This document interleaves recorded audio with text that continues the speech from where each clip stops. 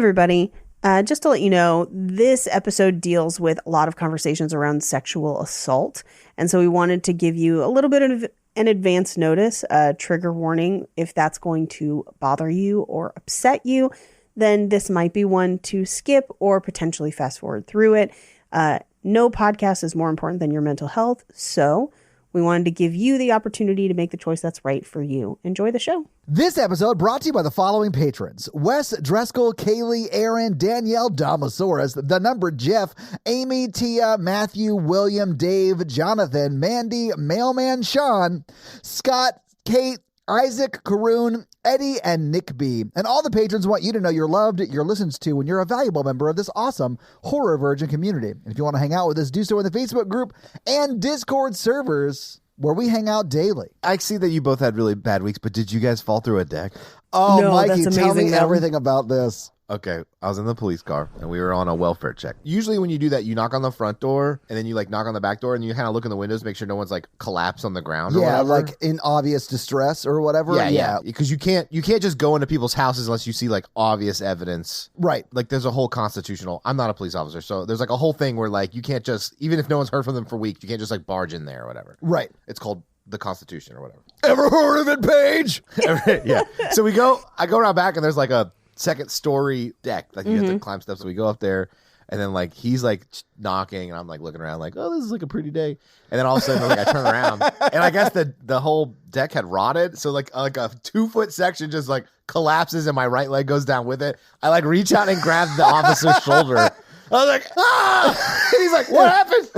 And then he turns around, he's like, oh shit! And so we're it's the house like this, and I'm like, spread out. We got to shimmy out of this place. You almost crushed that giant dick. I want the podcast to get so big that everyone you could possibly date knows beforehand. It's huge. That's a level of fame that I don't really want. I also don't want to see the disappointment on that many faces. I don't think you will, because they'll be like, I'm fucking this super famous person with a small dick, and he's going to have me sign an NDA, and everything's going to be fine. I wish we could do that now. I would love to sign NDAs with people I sleep with now. I mean, NDAs are available to all of us. Do you think it would be weird if I was like, hey, can you sign this NDA? Absolutely. I think women would run. They would run screaming from your house. Should I do it if I don't want to sleep with them? Unfortunately. You have to sign this NDA. You can either see my dick or sign this contract. Thank you for tuning into Horror Virgin. I'm Paige. I'm Mikey. And I'm your horror virgin, Todd, which means I don't like scary movies, but you guys make me watch them. And this week, you guys made me watch the 2019 Black Christmas. That's my favorite reading of that. Oh, Black Christmas, yeah. Yeah. You like that? But you guys make me watch them. Yeah. All right, so we have done the original. Well, you've done the original. It was back when I sounded different. That was a while back, so refresh my memory. The original is It's a 1974 movie. Is that where he kills the woman and we liked her the most? That he kills her first and leaves her in the attic all movie? Yes, she's literally in that Yes. rocking chair in the attic the entire movie. In fact, she's on the poster. Is that the Kill All Santas on Sight movie? No, I think that was Silent Night, Deadly Night. Although these are movies that were 2 years ago, so I'm not 100% sure. But Okay. I've never seen this. Have you guys seen this? no, this is the first time I had seen it. What did you guys think about it, seeing it for the first time? I have not seen this before. Oh, I had not seen this before last night. Okay. I'd seen the original forever ago. Well, sure, yeah. I was pretty torn on this because there are some things that I really do like about this movie, but the fact that their villain was supernatural ruins the metaphor for I me. thought the and it same ruins thing! all of it. Okay. Yes. Okay. Yes. For me, it's the original the original and the remake, because this is the second remake of the original, because there was one in 2006. Really? Okay, I didn't know that. Yes. We'll watch that one next year. We'll watch that one next year. First of all, this, I think, is the closest I have ever seen on film to someone truly representing my sorority experience, which was very strange. Wait, did you guys kill potential home invaders? Yeah, absolutely. No, I'm Nice. kidding. But the fact that because I lived in a house with 16 people. So that's kind of there's not that many people there. They're all kind of normal looking. They're actual, students, they're friends. When you look at Legally Blonde or House Bunny, it's just a sea of pretty blonde girls. And Right. this movie is just a small house of pretty normal looking people who actually have their own thoughts, dreams, wants, and opinions. Yeah.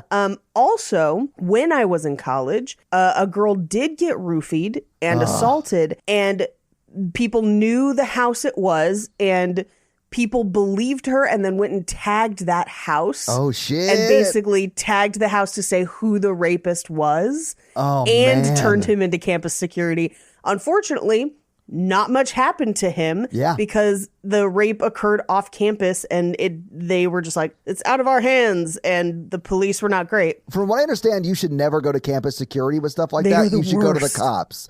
Like all the studies that I've seen, and arguably this is probably years ago, but like Even the police, it's a well, crapshoot. is that because they look at it like it's a he said, she said thing? And it's Yes. like, yeah, that sucks, man. Yeah, and it was the sister of one of our sisters. So like her biological sister was in another chapter. Oh, okay. And this happened to her. And we obviously believed her like immediately. But because there was alcohol involved, this was before people had really come around to the idea that alcohol negates consent. Yeah. And so literally like the authorities did not believe her. And so other chapters took it into their own hands and tagged that other house, the frat that the guy was in, for months to just be like, they're rapists. This is the guy who raped this girl. Like, do not go near them. And it was like a thing.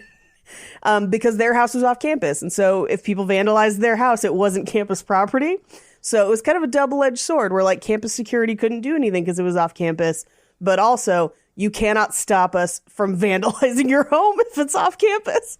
So What would really have sucked if someone got arrested for vandalizing that house and then they got legal repercussions and he didn't? Sex crimes particularly are hard Yeah. to prosecute because you need, it's hard to get Right. physical evidence because it's a emotional trauma and it takes people days and sometimes weeks and sometimes months and sometimes years to process it enough to want to move forward with a case. Right. And then but to get physical evidence you need like the first 48 hours. Yeah, it's such a shitty situation. yeah, but the bureaucracy of America worked in our favor because that house off campus were terrible. They were like rowdy and awful. And if you're off campus, you're just in a neighborhood around other people. And so their neighbors had been trying to get them kicked out forever. I'm sure. And so when people started tagging like so-and-so's a rapist, they're like, they keep ruining this house, like they're causing a menace. So they got in more trouble. Good. From other people because they were like, we don't know who tagged it, but like they're bringing unwanted attention. Yeah. So I don't think they exist anymore on that campus. I'm not 100%. But Good. anyway, so that a lot of that rang true to me. And the problem with making the villain supernatural is they have set up enough credible threats of violence and terror in this movie without making anything supernatural. Like if you just told me it was the guy who assaulted her and he's a fucking sociopath killing people, I'm on board with that, and that's terrifying. I thought the same thing. That fixes a lot of the movie for me. Yeah. But also B, if you make it supernatural and it's this trance that men fall under, that removes their responsibility. Yes. And I hated that because I'm like, no, you know what? A supernatural goo didn't rape her. Brian Huntley raped her. And he should take responsibility for it. And that was before they realized that supernatural goo was in the statue, right? I Yeah. realized that rhymed, but still, it's true. But like Yes. all of that I thought was shitty. Like what I wanted it to be was all these guys just really believed in Cary Elwes' character and thought he was the shit. And Cary Elwes was like the ultimate guy. And then you had Brian, I think was his name, was the guy who raped Right. the girl. And he was like the penultimate guy. And everyone else is like an acolyte under them. But all are of their own volition doing terrible Yes, 'cause things that because does that actually happen. happens. Yeah, absolutely. Well, and the goo, I guess, is supposed to represent toxic masculinity. Oh, and I'm the like, goo you is did so not fucking lame. But you don't did not need that. need the goo. Exactly. The goo is here. The goo is everywhere. The goo is everywhere. You just needed people making their own decisions Yeah. to hurt other people because that's the reality of what happens. Like, don't absolve people with the goo. Yes. I like the movie, and I like horror movies that are pretty good when I haven't seen them before. I was like, okay, it's pretty good, but like I 100% agree. I was like, the goo is stupid, and it kind of ruins the whole plot. And like, I think it should have been, if I would rewrite this movie myself, it would have been like, that guy comes back to campus because her allegations are gaining credit, or that video goes viral and it starts to ruin his life. I thought the video was going to bring him back. Yeah. And maybe him and like one or two other people do it. And then like, it's like they're accusing everybody. And then like maybe the guys get accused without evidence. And then and then it would have been like, and then like some of them get murdered too. Like, you're right. It takes the responsibility off them. But also like the horror movie choice, like take the metaphor out of it. The horror movie choices are so lame. Like I like the scene where the girls fight the guys or whatever. Yeah. But like practically, it's really dumb to not go get the police or something. Well, there's something dumber than that, and it's when she starts clubbing people with like a bow instead of just shooting her quiver full of arrows. I saw that, and she had 2 arrows at that point. I was like, "What are you doing?" And she clubs, and I was like, "Bows are not heavy or no, they would thick. Snap. They're made like those seven girls came, and I did think it was. I mean, I did think it was cool. They were at a different house killing people over there, like because I didn't see that coming. Me either. I was like, holy shit, it's happening everywhere. Cool. But then it became like a zombie thing, and then I was like, oh, this is kind of lame. Yeah. But I was also like like when she was like, stop the car, I'm gonna go get the bus, and I was like, that's a hell of a leap, girl. Yeah, it is, right? That was a hell of a logic leap to like, let's go to the house and kill the bus. I was like, why are you all just like leave town and go get help? Go get your parents, go get the National Guard, go get everybody. Right. Well, and pull the supernatural part out of it. A movie where someone is just targeting them and they're fighting back. Like what if your villain is like an Elliot Rodgers? Like there are so many ways to keep the metaphor and keep the bulk of this movie and have it be more impactful because it's grounded in reality. And they don't. And also Wesley from Princess Bride is the villain, and I took that personally. Well, he's one of the villains. Yeah, but he is, I don't know if you guys saw, but when she's walking through the house, you see the painting a few times. He has one of the paintings is of young him on the wall. Yeah, so he is like a founder. It's like Lady Jane era Carrie Elwes. Oh, it's like, yeah, definitely super hot Carrie Elwes. Although I'll say, like, he held up pretty well. Like, he's not an unattractive man now. Well. And he's significantly older than he was in Princess Bride. But, like, that painting looks like it's Princess Bride Carrie Elwes. Yeah. I will say, I have a huge crush on Imogen Poots. I've always have. Yeah. Is it because of the teeth? 100%. So this is my first time seeing the movie. I didn't hate it. Like, I did have some of the similar issues that you had, Paige, with it. I wanted it to be just like how shitty actual society is. Not like, I didn't want it to be Venom turning the boys into bad people, right? I wanted it to be like, actual society, like that actually happens and actually has like a actual practical application of what we see every day. Right. But it didn't. And that's okay too. Like, I get the metaphor of it all. I'm fine with that. Do you remember... Have you guys seen Assassination Nation? We did that movie too. Yes. I have not actually. This felt like a very good version of that. Like Assassination Nation is, I think, a terrible movie. But I mean, from a practical, like, let's make a movie sense, it's not very good. I sort of like the message it was trying to convey. It just fails on so many levels. It doesn't really come across very well. And I feel like this movie's trying to make very similar points, but it actually does it and does it, I think, well, although... Well, I think it does it well to a point. Like, I was with you until it was supernatural. Right. Like, until we find out it's supernatural, I was here for this movie. I was really enjoying it until the one good dude who's like dorky he's like... Yeah! And they rub it on his face, and he's like, now I'm evil. Show up. Yeah. Yeah. Got him. I actually... I really hated how they... treated Smoosh. They call him Smoosh. His name is Nate. Fun fact, I dated a girl and that was her nickname for me. Smoosh? Yeah, because I was cuddly and I'm very soft. But I'm like a big guy, but I'm like very soft. I do like hugging you, Mikey. That I could see that. I like how when I mention hugging Mikey, he's like, gross. No, because it's not like a hug. It's like a violation. And you should tell campus security about it. I do tuck my head into your neck. Like I cuddle up to you when I hug you. It's the tongue touching the neck is the problem. I've never done that, but I will now. Anyway, Smoosh reminded me of... Is that the boyfriend character? That's the boyfriend character that we find out later as the movie goes on. Basically, like it's almost like they're radio waving out to men to call them. Yeah. Which is bonkers. Broadcasting their alpha signal. Yeah. My girlfriend's getting on my nerves. Murder her. Because up until that point, Smoosh was like the nicest dude, and it never fully explains it, and it just turns him on a dime. I just thought that bust was projecting out the Joe Rogan experience to only men. And it was bringing out their toxic masculinity. That's the implication. The goo is so stupid. Yeah. We had a guy in our friend group that was like Smoosh, that was from another frat, that was like our friend. He ends up marrying my best friend, growing up, my childhood best friend. His mom married Jake and I. So as they kind of set up the group, I was like, this is amazing. This is exactly like college. And then that guy became an asshole. And I was like, oh, fuck this movie. So that's where it turned for me. Yeah. Okay. For serious. Horror movie, and this is why I think horror movies are popular. For serious, Paige. This is for serious. One of the reasons they've remained popular, one of the reasons they do, is because it connects with people, specifically females who have been through trauma, because a lot of these movies are about overcoming trauma and fighting back naturally with people who are attacking them and things like that. And that's horror movies. You didn't need all of this. Right. Well, I mean, here's the thing. You could have kept it and just made it a guy. They had to do it all subtly back in the day. Yeah. And you could have just done one of these and had have it a little bit more overt. Be like, yes, he did sexually assault her and he is the killer.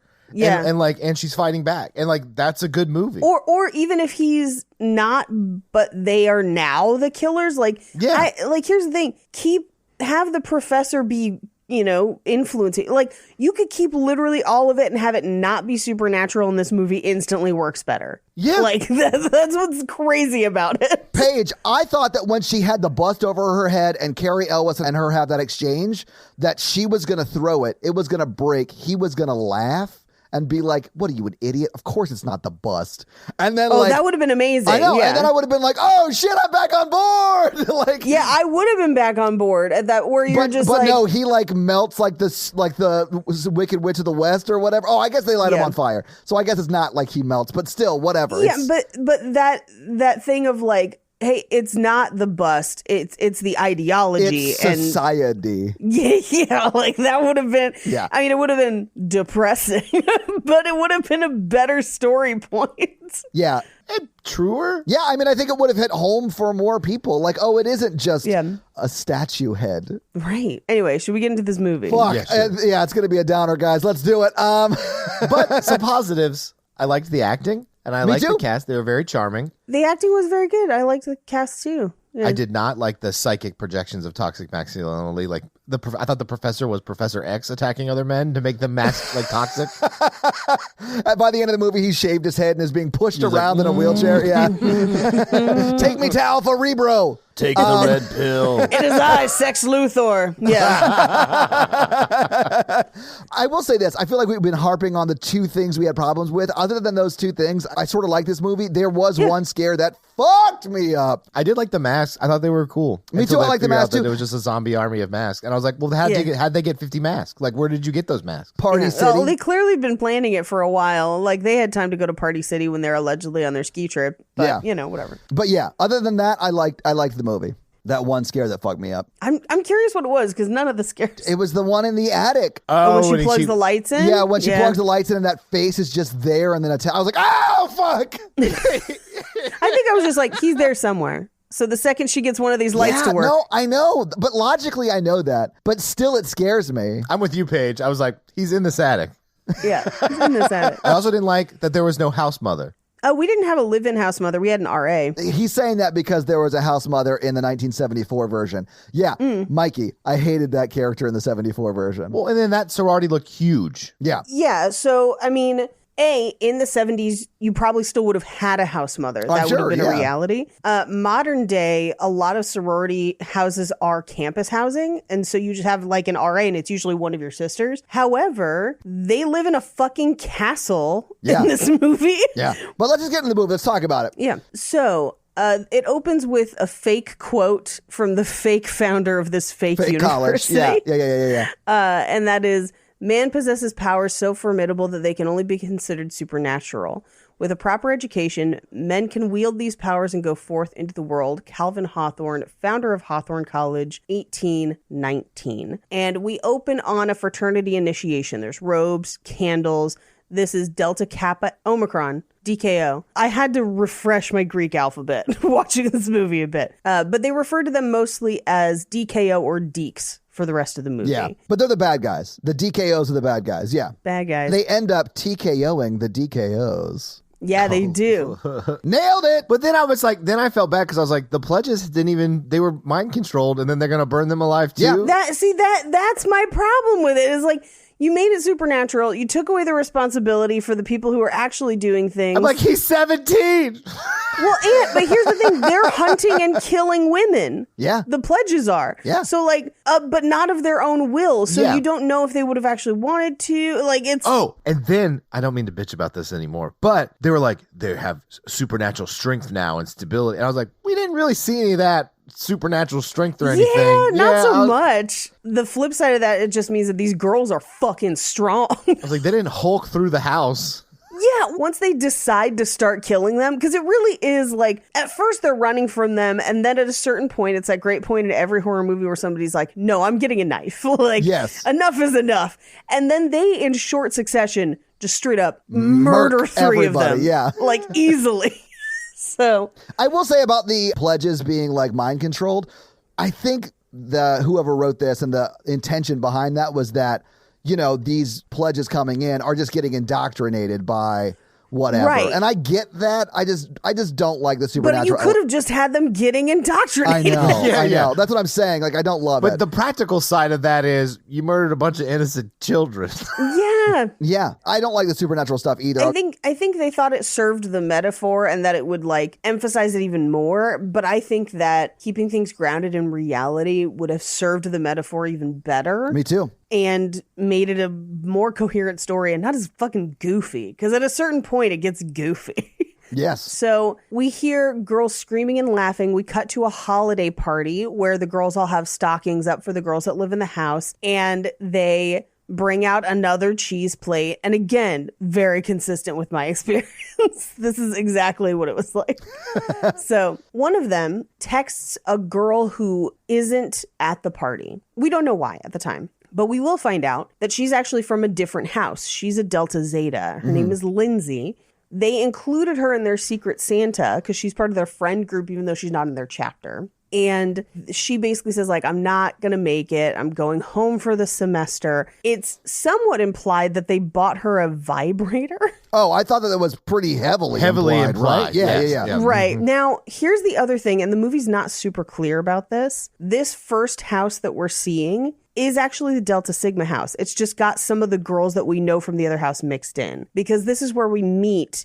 We briefly see her sisters, and then later when we see them killing a guy, it's the same group. Yes. But because we only meet them for like 10 seconds, it's not. Okay, so I never put that together. Of course not, because you see a then sorority idiot. house and we follow that one chapter for like ever, and so you assume it's the same one. Yeah. But what I do really like is that the other chapter that we end up following for most of the movie knows this first girl and is invested in her. She's in their friend group. And we find out that this chapter, the first one that we're seeing, has boycotted DKO in support of the girl from the other chapter who was assaulted. Yeah. So like they are kind of friendly. That was kind of the case. We had a house next door to us that we didn't always get along, but there was a lot of friend crossover and they had a chef. So sometimes people would go over to their house for breakfast. Yeah, I would too. And then They have go a to class. chef. Yeah. Yeah. Like we couldn't afford a chef. That sounds pretty fucking cool. Yeah. Sometimes it'd be like, yeah, I'm going to go have breakfast at Pie Fi.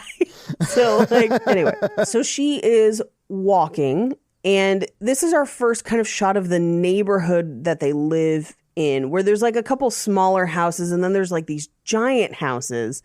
And she gets a DM on her phone from like a fake DM app. Yeah, Yip Yap. Yip Yap. Yeah. Which we had a campus thing like that. Like we didn't have apps yet because it was pre-app. 10 years ago. Yeah. Yeah, but there was a site that was purely for gossip on campus, just campus gossip. Was it called Facebook? No. Well, okay. Fun fact, I am the first phase of Facebook because I went to a too. UC. Same. I was back on Facebook when you had to have an EDU address to get on. Yeah. Like, not only did you have to have an EDU, when they first rolled it out to like only 12 schools or whatever, we were one of the 12. So like, Oh, shit. So you're like super early on Facebook. Yeah. I'm early on. I got my Facebook in 2006, but at the time, there was nothing on it. Yeah, it was good. It was used for one reason.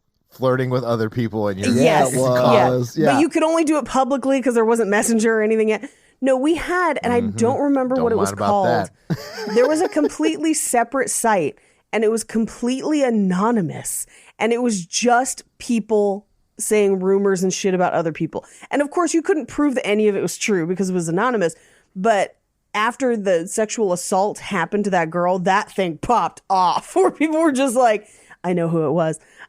Anyway, so when they were getting custom DMs, I was like, oh, I bet they do have custom DM apps now. Like, that makes sense, I guess. Yeah, but you would immediately know who was sending those creepy DMs because that would be going through your campus IT department. A server, yeah. And they would be able to easily access that. Although I'm not saying like you should be more inventive when you send creepy DMs. I mean, don't send creepy DMs is my point. Like, Yeah, send creepy messenger pigeons. Like carrier pigeons? What is it? This pigeon brought me a note. I'm gonna murder you later. I'm sorry. Can you do your pigeon impression one more time? Send hawks with notes like they do in Mummy Returns. And yes, I did watch Mummy Returns this week. Did you? I love that so much. I did not fully watch did. it, but apparently because I've seen it so many times before and thought it was the original Mummy because I'm an idiot. No, I watched that and then George of the Jungle. It was a Brendanisance week. Anyway, God, so I love that man.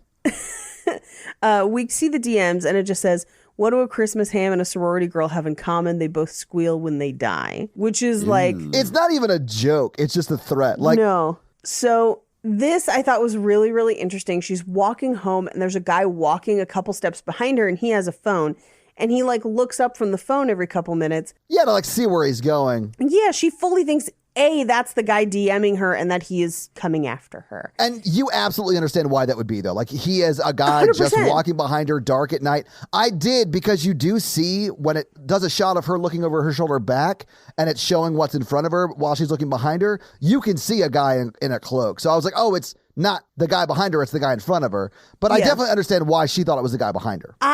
This sounds crazy. I feel like I almost instantly knew it wasn't the guy behind her. I don't know what it was about. And I think it might have been just because he was on his phone and not seemingly paying attention to where she was going. Right. Because I have done this look back 1.5 million times. I'm sure, yeah. And you kind of assess if someone's actually following you or not. And I kind of got, like, this sounds terrible. If it was me, I would have stopped to see if he would have passed me. Ooh, that's a risky move. It is a risky move, but she is in front of houses and stuff, and I might have chanced it to see if he would walk past me. Yeah. I'm a big dude. I think we've talked about this before, like on campus and like out in public, and like people will be like, and I'm like, guys, I'm not a murderer, and then they just walk faster, and then it's like, Well, 'cause only a murderer would say that. no, it's not true. My husband has to be very, very mindful when he's walking without me. Like, if I'm there, it's not an issue because he is a big dude, you know. I mean, I'm not a big dude, but I have noticed women walking faster when I'm like walking up, because I walk pretty fast normally. So like as I'm like slowly gaining on them, they start to walk faster, and I will just slow down if I notice it. I'll just be like, most people are scared of hobgoblins. I know Jake has crossed the street a couple times to just like and that's sort of what this guy does. and that's well, he goes to a house, Especially if I don't have my dog, I'm like 20 times more murdery. It's like if I have my dog, people are like, "You have a cute dog," and I'm like, "You don't know this dog. It's fucking awful." But I mean, like, but they're talking. They'll like they'll obviously just interact with you. Like they're like, "You're obviously not a murderer. You have a dog." Right. A lot of murderers have dogs. 100%. So you guys should be aware that even with my dog, I'm still me. Yeah, he's still gonna murder that P word. That's right. Anyway, so she does Wolverine keys, is what I call it, where you put a key in between each finger, so you got I like like a claw. that. Yeah, me too. Which, by the way, if you ever have to actually, I mean, God, you don't ever want to have to actually use it because it hurts your hand, man. Like a lot. But I do like that they kill someone that way later. In the neck. They stab him in the neck with it. And that's why you want to stab somebody with key hands, because it's like a soft, fleshy part, and it wouldn't like hurt your hands as much, I guess. Oh, it doesn't matter where, because it pushes the keys up into your knuckles and kind of cuts your hands a bit. Get some brass knuckles, man. I mean, honestly, my dad and my sister went to Thailand and tried to bring me brass knuckles back just because they thought I would think it was cool. Yeah, and they got taken, right? They got like taken by TSA. Well, that makes so much sense. But seriously, if you want to send me some brass knuckles, I'm not going to stop you. We say the P.O. box at the end of every episode. Mm-hmm. And I know that they're technically weapons, and some people don't take kindly to that. And I would just say they're jewelry. Don't worry about it. Yeah. Some people don't take kindly to weapons, so I hit him in the face with the brass knuckles. Anyway, so as they're walking, he stops and walks into one of the houses. So he's clearly not following her. Right. But immediately she turns around and like is in the face of a cloaked, masked dude. Yeah. Yeah, Squid Games is like right there. Squid Games. Yeah, absolutely. That's a really good joke. They are Squid Games in my notes the whole time. Nice. Because they just look like the game guy. Yeah, it looks like a little more video gamey, but yeah, 100%. Well, and until you really see the masks up close and they're kind of gross looking, when it's just like black Far away. Yeah, and kind of featureless, I was just like, oh no, she's going to have to play red light, green light. So she runs and knocks on one of the doors of one of the houses. And I think the implication was that this was mostly campus housing, but they're houses. And people are gone for spring break, so nobody answers. It was winter break. It's Christmas break. It was break. definitely not spring break, Paige. Yeah. Sorry, you're right. Christmas break. That's what I meant. It's because you don't have seasons out where you are. So you just. That's true. It's all the same. Yeah. The snow and the lights and the snowmen and the Christmas trees. They were sort of a giveaway. Yeah. They were. Well, so the thing that wrecks it for me, though, is that there's kids playing with that snowman the next day. Well, no, they're rebuilding it. Yeah, but that means they would have lived in the house, and late at night, they're probably there. So the fact that nobody opens the door answers. I see what you're saying. Yeah. Yeah. I will say there was a lingering shot on the decorations, and I was like, that's a good fucking looking yard. Their yard looks solid, man. Christmas Mikey out in full effect. I did like the amount of Christmas decorations used in the murders in this film. Yeah. I did like it. So she tries calling her sisters, but they can't hear the phone. And she ends up kind of falling over the snowman. They fight in the yard. And then she knocks on the door of the house. He opens it and he's inside the house, which I don't know how that happened. I guess since it's supernatural, like at the end of it when it's revealed it's supernatural, I was just like, oh, he teleported. It's fine. Whatever. It's just because they poorly edited that one scene. They're like, oh, and they're supernatural. Anyway, he breaks off an icicle from the house. Yeah, he goes Die Hard 2 on it. Yes. Yeah. And stabs her in the snow. And then as he drags her away, it makes a pretty cool looking snow angel. Well, a creepy snow angel, but yeah, it was pretty cool. That was the prettiest shot of the movie, in my opinion. I thought so too. I thought it was very like, oh, nice. I like what you've done here, director or cinematographer or whoever came up with that idea. You could just simply like, I don't want to do a horror movie, but like, look at this shot. Yeah. Like, right? Look at it. Look at the shot. Maybe don't do that when you bring a girl over and just had her sign an NDA. Don't be like, I want you to look at this murder shot. Well, does that mean they can't say anything that I say and everything? It depends on the scope of the NDA, but yeah, typically, yes. Well, and remember, NDAs cannot cover wrongdoing, like, or breaking the law. Whoa. I'm just being like, now for 20 minutes of hot takes. There's no sex involved. It's just like, you know what? I really love Sunny Delight. No. Did you know that he believes dinosaurs aren't real? Like, he said the prettiest eclipse is a flat Earth eclipse. You can see both sides of the moon through a flat Earth eclipse. mm-hmm, you can see the Nazis on the dark side. Yeah. I like how all of mine are just like fucking insane. Alien 3 is the best. Ooh, don't. I don't want to be angry today. Mikey, these are your bad takes. I read that Alien 3 novelization. It kind of fell apart in the third act, but still way better than Alien 3. Well, yeah, there's not much that's worse than Alien 3. Prometheus is better than the original Aliens. No. That's why. Don't get me upset. In Prometheus, those people are scientists, and they're like, let's hug this alien. I don't think Mikey understands the bit we're trying to do. I can't joke around with Prometheus. There's some things you can't joke about. They're too serious. But God doesn't draw in straight lines, Mikey. Scientists do. Why did you hug that alien?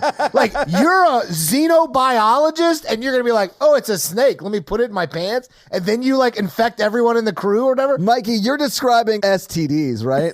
No. Yeah, that's why he I don't needs know the if you've NDA. seen Prometheus for a long time, but like the only thing that it has in common with Alien is like the yellow lights that flash when there's an emergency, because everyone else is an idiot and no one responds how humans respond to problems. It was like, it's fine. I can't talk about Prometheus. What other movie that makes me upset like this? Star Wars. Fuck. The Last Jedi. Let's talk about it. That's like the NDA time period. It's just your Last Jedi and Prometheus hot takes. You're just like, they could have cut out the entire casino subplot and it would have not impacted the movie at all. Paige, at the end of the movie, they're like, all these children are force sensitive and we'll never bring it up ever again. Ever again. Welcome to, I need you to sign this NDA because I have a 37-hour slideshow why The Last Jedi ruined Star Wars. No, not a slideshow. Mikey, you're terrible with PowerPoint. I know. That's why you're signing an NDA. What are these graphs? They're just fucking nuts. She's just like, I thought we were going to have sex. No. I need you to hear about why Kylo Ren ruined the new trilogy. We're going to talk about what I was fucked the hardest by The Last Jedi. And I'm going to show you on this doll where The Last Jedi hurt me. And it just works to the points heart. to the heart. The heart. Yeah.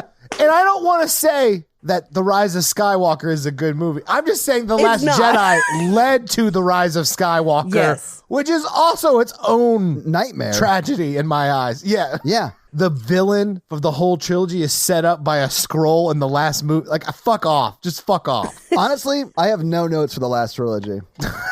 No notes. My only note is Adam Driver's fine. Fine. If I had to give them one note, it would be don't hire 3 different directors to direct one trilogy, you fucking morons. Or if you do it, outline what the fuck you're going to do in your trilogy. The Mandalorian had different directors for a bunch of different episodes. That's super common. They have a showrunner that does guide the direction of every episode, though. How could you fuck this up? It's fine. It's fine. Mikey, hang on. Let's pause the podcast real quick. Are you okay? No, I'm not okay. Because show me on this doll where George Lucas does. George Lucas is not to blame. Yeah. Everybody was like, I hate the prequel trilogy. He's to blame for Jar Jar, so. I like the prequel trilogy a lot better than the sequel trilogy. You're gonna sign this NDA? Yeah.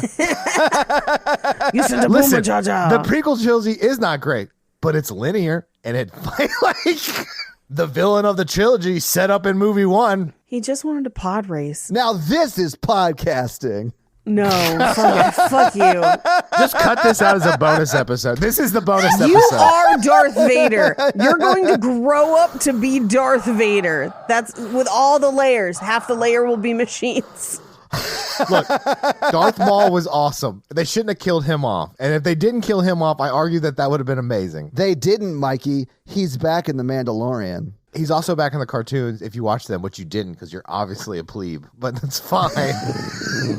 It's pleb, but okay. I've only read that word because you never use that word in It's short for public. plebeian, so I would accept plebe. All right. So Black Christmas. Yeah, C2. Yeah. We open in Riley's room where Claudette the kitty is waking her up. I was very happy that there was a cat in this movie and the cat doesn't get hurt. Yeah, the cat does survive. I was happy about that too. I was worried that we'd find the cat dead at some point. It's actually a toxic masculinity cat now, so. The bonus scene at the end where it's drinking the black goo, and I was like, was this cat just going to be like, cryptocurrency? Let's get into it. Elon Musk is great. And just making biscuits on somebody's chest and like, you were asking for it dressed that way. You should be the one making biscuits in the kitchen. In the kitchen. Toxic masculinity cat. So I want to see someone like draw a cartoon series that is just toxic masculinity cat that follows this kitty, like specifically this kitty. You have to ground it in this universe. McCready, do you believe that women are people and have the rights to their own bodies. McCready is clearly looking at you like, no, I believe all people are my possessions. Because that's the way cats think.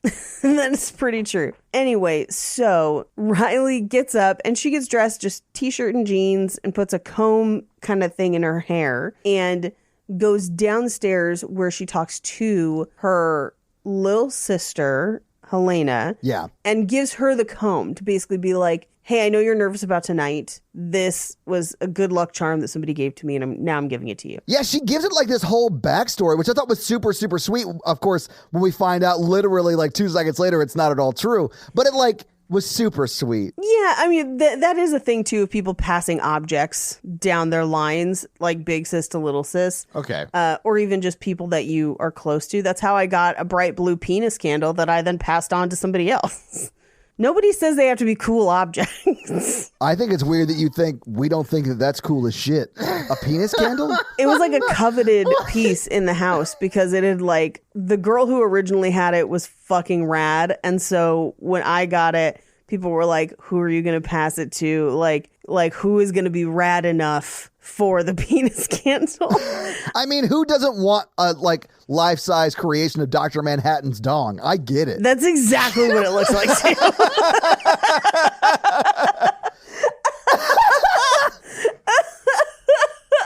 Yeah, it exactly looks like that. I get it. Anyway, so this is also where we find out about the orphans' dinner. Did we find out here that Imogen Poot's family had been killed? Yeah, we don't find out how. Yeah. We don't really ever dig into that, but like... They never bring that back up. No, they don't. They don't need to. I feel like it's kind of fine without it. I don't think it needs it either. It just gives her a reason to not go home and visit family. Yeah. Oh, I mean, I guess, but like, you don't really need that either. It was just like, she has no family as either, and she was also a victim of sexual assault. I was like, oh, we're kind of piling on this character, huh? Yeah, she's had a bad go of it. I think it was purely so that she had a reason to not go home. Yeah. It was what I took from it. But also, so on a second watch, some of the items take on a little more meaning, and one of them is the dress. So at this point, Helena's giving, or her Jessie, I guess, is giving her back the dress. Jessie's one of the other sisters who's in the kitchen. And she's like, oh, I borrowed this. You should take it. And she says, oh, keep it. I never wear it. And we find out later that that's the dress she was wearing when she was assaulted. Yeah. And so the fact that she comes back and strangles someone to death with it is pretty fucking great. But also the fact that Helena, her little sis, kind of keeps pushing it at her a little bit is pretty gross. Because we do find out later that Helena is kind of sided with the boys. And it's pretty lame that they like hang that dress up where she will see it every day as she walks past it. Yeah. I would just throw it away. Yeah, burn it. Well, yeah, like ritualistically burn it might bring some catharsis with it. So like, whatever helps you, do that. It's yours. You own it. Like, fuck, who cares? You know? Yeah. This is also where we first see they've decorated the house for Christmas, and there's a little Santa toy that sings, and it keeps going off when people don't intend it to. That's from the 74 version too, I think, if I remember correctly. Yeah. You are correct.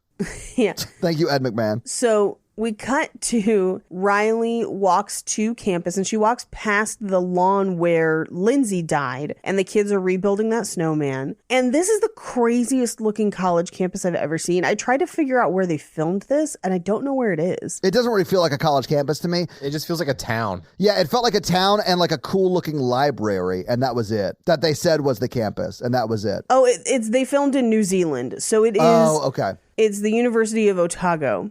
So it actually is a university, though. I wonder if that's why it felt different, because their universities are just like slightly different, you know? I mean, no kidding. If instead of being black and white, it was brick and sandstone, it looks like UCLA. Oh, okay, cool. So she goes to class. Carrie Elvis is her teacher. And the second he's her teacher and like quoting this kind of misogynist bullshit, I was just like, oh, he's the villain. Like I instantly was like, you're bad. I was instantly sad because I love Carrie Elwes. Like in everything he does. Like if he is like saving someone falling down a hill or sawing off his own foot, I'm here for it. Yeah, I do have in my notes, no, my sweet Wesley. But I think my favorite is him in Liar Liar, where he's just like, the claw. Yes. You're afraid of the claw. And it's just like one finger. He's so funny. Like he plays that character so well because he's so funny, because he's actively not at all funny.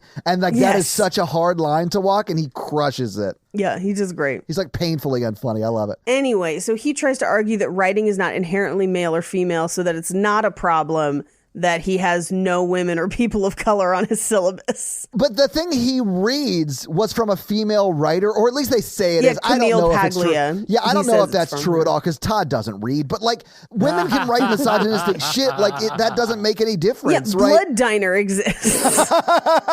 I think a man wrote it, but it was a female director on Blood Diner. But Excuse me, Sheetar is a very female No, empowering it's not, character. Mikey. No, it's not. The director of Blood Diner thinks that because she's a woman, she can't make exploitation films. And I'm like, wrong. And you did. Oh, wait, did she actually say that? She Yes, did. there's She an did interview say Oh, that. I thought you made that as a joke. No. Oh my God, that's a that's hot take. gross. It's a real thing.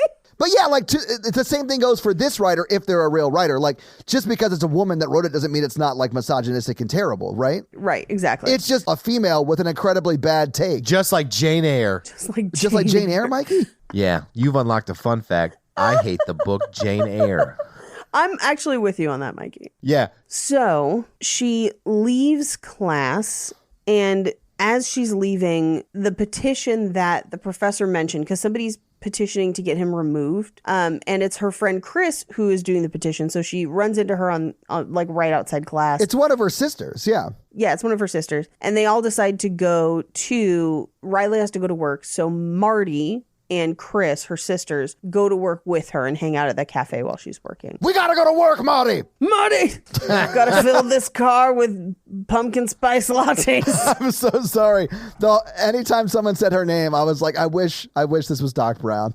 So this is also where we get a little more discussion around what happened to Riley and her assault. And Yeah. one of her abuser's friends, brothers, comes in and is a total asshole. Oh, the worst. He's a real tool, and he's mocking her assault, where he's like, we're all going skiing, it's consensual. This is not even a funny joke, even if it wasn't about something that's totally terrible. Yeah, it's just bullshit. So this is where they meet Landon, who's kind of like a nerdy, shy guy, but he clearly has a thing for Riley, and he's like worked up the courage to talk to her. Yeah, and he's ordering coffee as well. Yeah. So this is also where we find out that the thing that they're supposed to go to tonight, that Helena's supposed to sing at, that we kind of talked about earlier, is at the DKO house. Yeah. And it's their talent show. Which is also where the assault happened, right? Right. Yeah. So we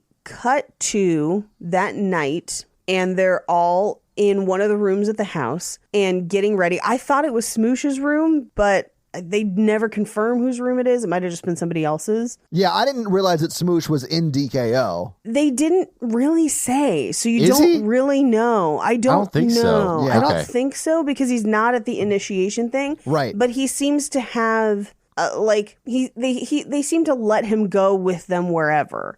So I don't know. He might be another chapter. I'm not sure. Sure. But he's with them in this room as they're getting ready. Well, because his girlfriend's there. He wants to spend time with his girlfriend. I get that. Yeah. Yeah. And they're basically in like Mean Girls Santa costumes. Like the same ones 100%. from the Dancer Mean Girls. Hated They're it very, so very much. close. It was terrible. I was kind of, when they didn't do Jingle Bell Rock, I was like, oh.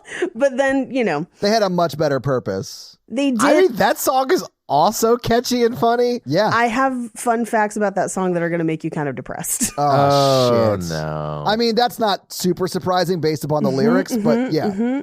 So they can't find Helena, and so Riley goes to look for her, and she does find her in flagrante Yeah. with Phil, or at least before she does, she kind of finds the initiation ritual where they're like putting goo on their heads. Yeah, this is where she oversees that ritual. And I think she just like writes it off as like, oh, it's just some weird hazing thing. It's fine, whatever. Right. And then she like wanders down the hallway to see Helena about to be getting assaulted. Yeah. Right. It seems like it's a sexual, I will say it's a sexual encounter that I think Helena is under the influence and not able to consent to. I got the impression that she had been roofied. And even though she had been, like, she was still trying to fight it in as much as she could while she was I mean, the only reason I think she wasn't is because later on that's she's right. able to walk around and stuff. And She was still drunk because they said they were giving her a bunch of martinis. yeah, she was drunk. She was drinking vodka sodas and she was mixing vodka and tequila, which you should never do. I forgot about it, but she even mentions, like, do tequila and vodka not mix well?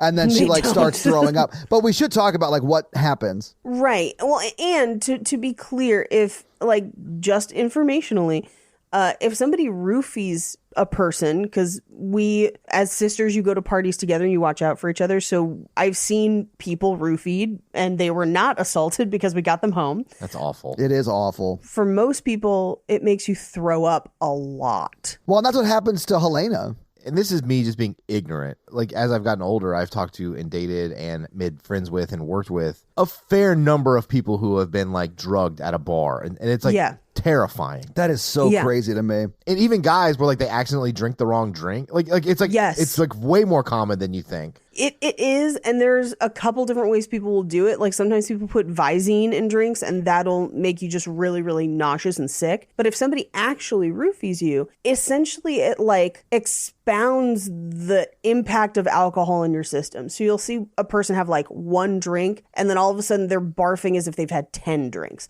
Like, and that's kind of what you're looking for. And they're not conscious of it. Like they go night-night, dead behind the eyes, and they're just vomiting uncontrollably. And so the one really bad one, we got this girl home and she just threw up everything in her system. And we had to do the thing where you like prop someone on their side to make sure that they don't aspirate and whatever. Yeah, Jesus. And then the next day she had no memory of it. Like, it's like at one point in the night, someone flipped the light switch off and then flipped it back on the next morning. Yeah. And she was just like, I don't know what happened. But the only reason we know is because we were around her.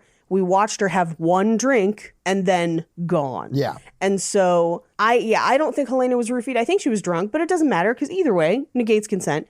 Right. But I think the thing that kind of puts Riley on high alert is that they're about to kind of have sex and she says, wait, and he doesn't. Oh, she says wait a bunch. It's very clear she doesn't want it to progress past just kissing, which they... Or she's just not ready for it to, but also she's drunk. So like, But yeah. that wait should be a full stop. Yeah, that's what I'm Like, saying. Well, I don't Yeah. think like she was saying, let's do it here in like 30 seconds. I think she was like, I don't want this now. Yeah. But you have rights to do either one, and it's both the consent issue if they do not listen. Yes. Oh, yeah. Either party has the ability to bow out at any point during any sexual encounter. Yeah. Or slow Yeah. down. Yeah, right. Yeah. Yeah. And Absolutely. so when he does not slow down and Riley's heard her say wait, that's when she intervenes, as she should. Yeah. This is good sisterhood right here. And then asks her sister pointedly, are you okay? Do you need to come with me? Ignoring whatever he said. Well, What yeah, he said because doesn't he's matter. like, get out. We're like, whatever, Yeah. get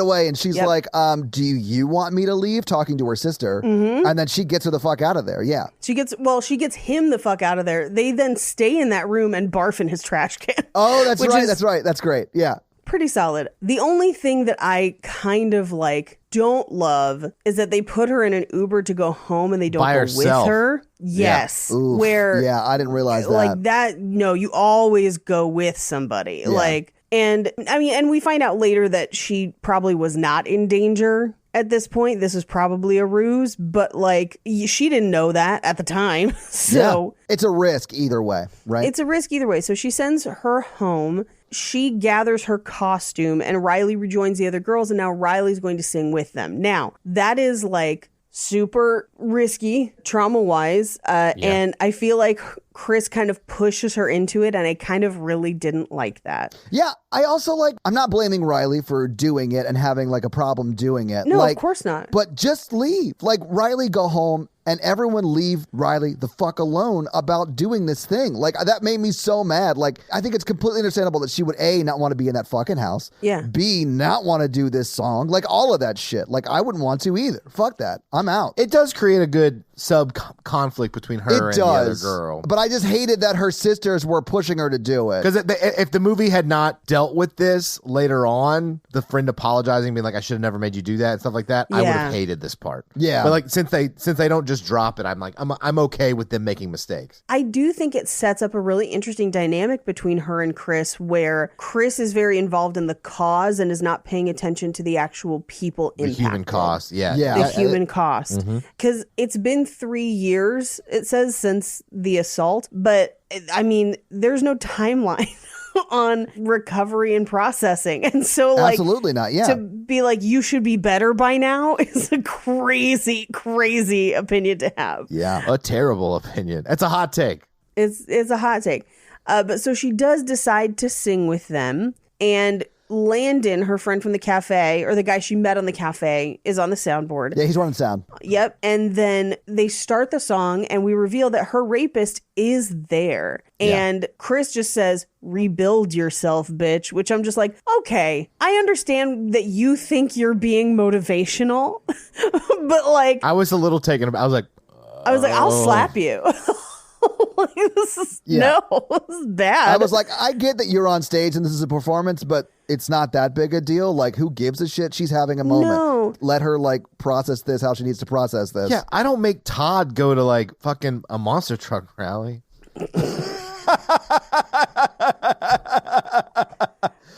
Sunday, trauma will resurface. You'll buy the whole therapy couch, but you'll only need the edge. You build yourself, bitch. Jesus. I can't wait till Mikey starts his own therapeutic practice, and that's his tagline.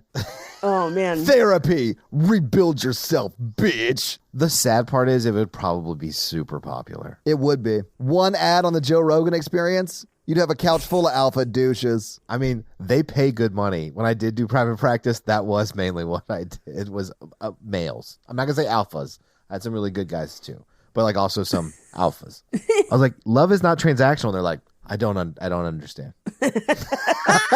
So they then... The first verse of the song sounds kind of normal, and then they launch into the fact that it is a rewritten song about essentially being assaulted in a frat house, and they're openly accusing him. Yeah. They are all but naming him in the song. They do eventually name him, not in the song. I liked how the women in the audience were like going nuts about the song. Even some of the guys were Yeah. like... They were like getting video of it.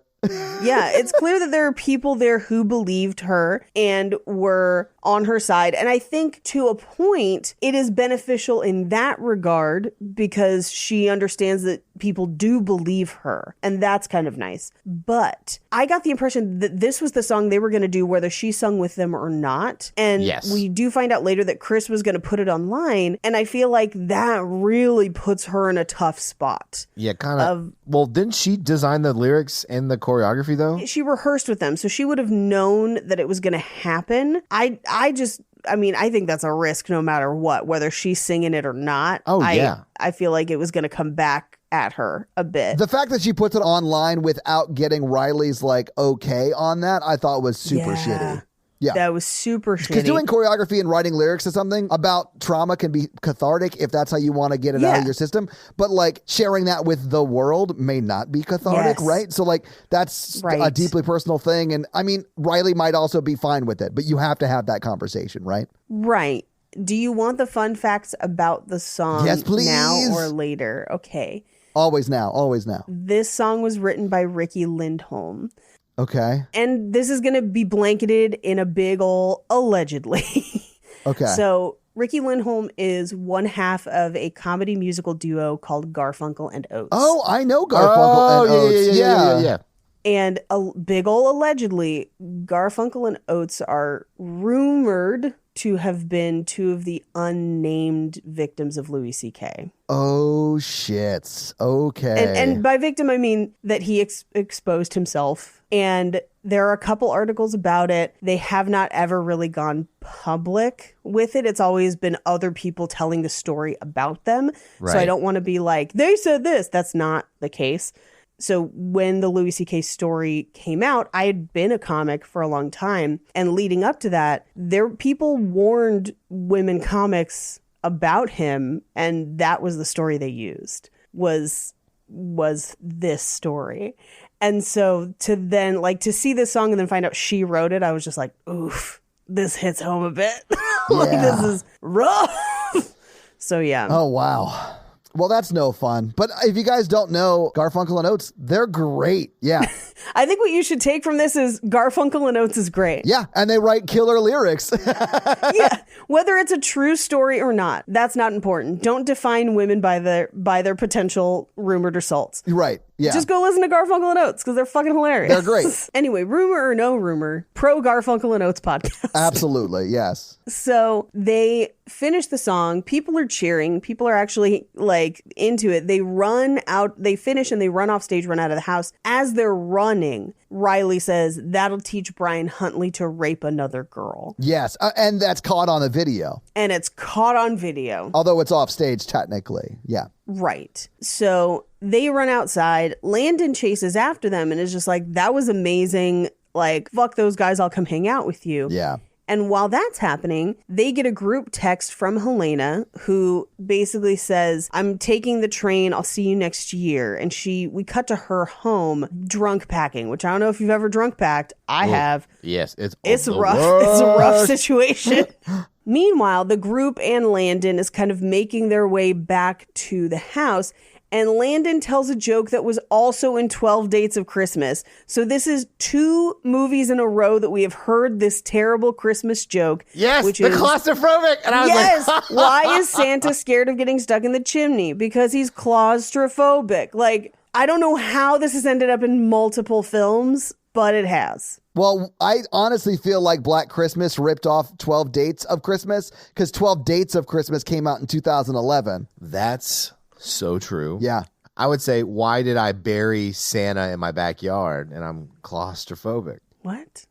That's a weird escalation, 2 murdering Santa. And the answer is because he's Phoebe Cates' father. I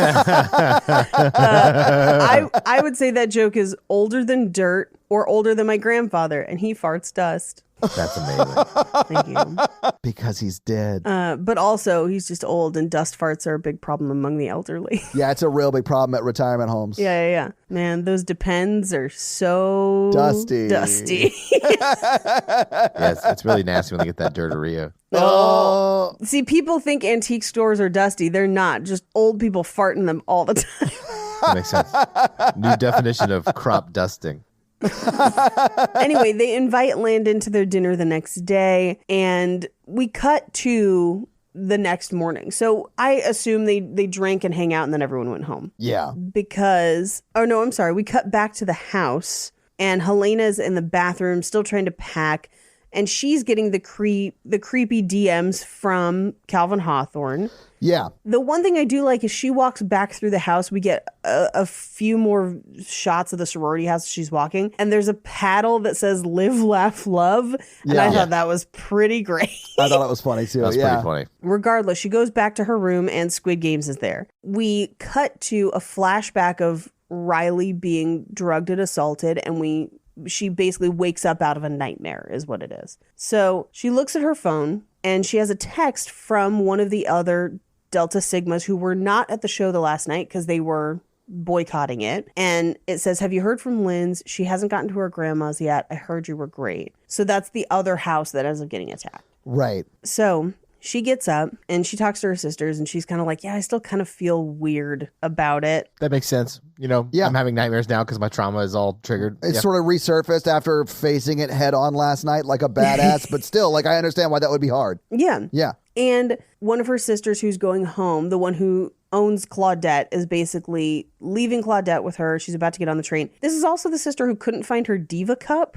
earlier in the movie. Well, it's because someone stole it. And it's because someone stole it. Yeah. But then puts a pad in front of her other sister. And I'm like, This is something I've never experienced with my sisters, and I have seen a lot. I was going to ask you that because Natalie and I watched this together, and she liked the movie too. But she was like, "You wouldn't do this. You would just go to the bathroom and do that." Never do that. So I was like, I wonder if that is like a thing that happened at sororities because she wasn't in a sorority either. So like, I wondered if that was like a sorority sisterhood thing. No, that's never something I have seen. I mean, now granted, a bunch of ladies in a house, moon accidents are going to happen. And like I've helped somebody who's like stained their clothes or something like that. But you can't just easily slide a pad in like that because pads are sticky on one side. And so you can't easily just shove it down your pants down the front. So the fact that she just kind of shoves it down the front, I was like, what? But also that's never something that I've ever done in front of another woman or had someone do in front of me. Like, and there are certain women that I feel like I know well enough that if that happened, it wouldn't be weird. Like I've seen people give birth. And so like those people I wouldn't be weirded out. But like, no, my sorority sisters have never done this. But I mean, yeah, but guys do weird shit in front of other guys too. Like that's why I was like, I wonder if this is like a thing that like happens sometimes. Yeah, that'd be like if I had like jock itch. I'm like, guys, I gotta powder my balls, and I just do it in front of your face. In front of you, yeah, kind of. Mikey, how do you know my specific fetishes? Oh God. Now, what I will say, I have been around multiple people when bikini waxes were in play. So it's not so much that like you wouldn't encounter people's bodies in a more intimate way because you live with all of them like that. No, I'm sure you would because you live with them. Yeah, no, but I've never seen somebody put on a pad in front of me like that. Right. That was weird. But whatever, guys do weird shit too. Yeah. Anyway, so this sister is like, okay, I'm heading out. Take care of Claudette. Don't overfeed her. And I thought at first Claudette was another sister, and then I was like, oh no, it's the cat. Okay. I was like, that's really mean because she even says like, it took me a year to slim her down after last winter break, and I was like, God, she's really mean. I thought like it was like her younger sister, like little sister or whatever, and then I remembered it was the cat. I was like, oh, okay, right, that's fine. It was the cat. Yeah. So the group of girls that we've kind of been following leave to go get a Christmas tree, leaving this last girl in the house as she's kind of final packing. Yeah, but she's about to leave too. She's going to go home for the holiday. Yeah, she's catching a train or whatever. On the way out, Riley says, I think someone from DKO has been in the house because that black stuff is on Claudette and they keep taking stuff from around the house. Yeah. And she lists out very specific items that it was a crystal and a diva cup. And I was like, oh, black magic, because you got crystals and menstrual blood. And this is like an Aleister Crowley I did not recipe. put any of that shit together at all. Yeah, I thought it was just like a goop thing. I had no idea at this point. I was like, oh, Gwyneth Paltrow's involved. Got it. Check. Yeah. Well, and here's the thing. You wouldn't just leave a diva cup full of blood sitting around. No one does that. But I guess the implication being that it has touched. Yeah, it's just that person's owner. No, I don't think it's that it's touched menstrual blood. I think at the end they just reveal that it's something that somebody owns. Yes. It's just a weird item to steal. Yeah, I would definitely grab someone's like necklace and not menstrual cup. Yeah, but same. like whatever, that's fine. Helena's not the best. Yeah. Well, it's Helena's necklace. It's this girl's menstrual cup. I forget her name. Well, Helena's the one who stole the items. That's true. Yeah, you're right. Yeah, but one of hers still ends up on the tray. But when they mentioned a crystal and a diva cup, my first thought went to Aleister Crowley, where I was just like, those two items would be used in weird shit. In sex magic. Yeah. Sex magic. Unfortunately, I can't talk about that because I made them sign NDAs. Anyway, so they all pile into Nate's car. They go to pick out a tree. Back in the house, the girl who's leaving is trying to find Claudette, and Claudette like hides. Like the cat is meowing but hiding. Yeah. And so she's like, are you hurt? Is something okay? Because cats, A, typically only vocalize like that when something is wrong, and B, they hide when something is wrong. Yeah. Oh, not my family's cats hide all the time. I'm just like, well, I'm leaving. Goodbye. As she's looking, she gets strangled with Christmas lights, which I actually kind of love as a kill for a couple reasons. Yes. One, they're completely lit, which means he would have had to plug them in before killing her. 100%. And that But made that's what me you laugh need to do. a lot. That's like if a Christmas Mikey, and I know he's not, but if Christmas Mikey was a murderer, like that is how Christmas Mikey would murder. 100%. Because Christmas Mikey would be super concerned with both killing efficiently and spreading Christmas cheer. I would put the bodies inside the inflatables.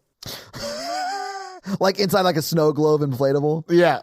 That's awesome. So while they're out in the trees, she gets text from that Hawthorne account and she asks if it's Landon. It's not. She gets a phone call from somebody with no caller ID. She answers it and it's Helena's mom and she hasn't come home yet. Yeah. So now she's worried that Helena is missing. So they go back to the house with the tree and Riley goes upstairs to check on Helena, who has like, in my notes, I just have it as a Narnia-ass wardrobe. That's true. She doesn't see her, and she tries calling her and leaving a message, but no sign of her. And she knows that Lindsay's missing as well. Yeah. So she goes downstairs and tells everyone, she's like, I think we should talk to campus security because they're both missing. And Jessie is like, do I just turn on the oven and put the ham in? Which is like...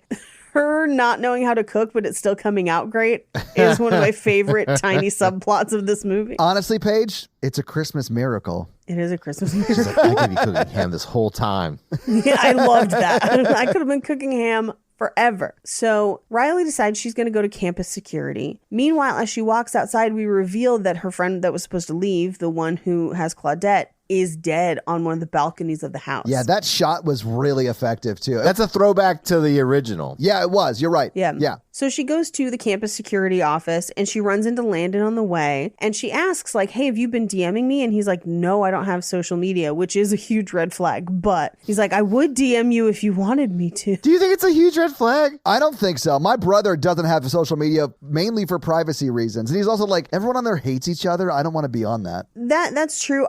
For me, it's if they don't A, understand that other people do, and B, don't have anything. Like if you're a ghost, now I'm worried about you. Oh, yeah. Because it means people can't track you down. I mean, my brother does have a Twitter account, but he rarely uses it, and he mainly uses it to like my tweets. That's fine. Because Yeah. Okay, for yeah. me, if you're like, I have social media, I just don't really use it, that's different. Yeah, than that's sort of someone what it who is. actively doesn't have anything. But like there's no profile picture, like the name has nothing to do with his name. Like, so it's like he's concerned about privacy, which I totally get, because it's a concern. I do, yeah. for sure. But I also, when somebody's just like, no, I leave no footprints on this earth. I'm just like, okay, you're going to kill me. I should also clarify, someone of our age group not having social media is strange to me. Sure. Yeah. People older than us, I'm like, good. People older than us all have Facebook. That's the problem. My parents refused, but my dad does have an Instagram now, though.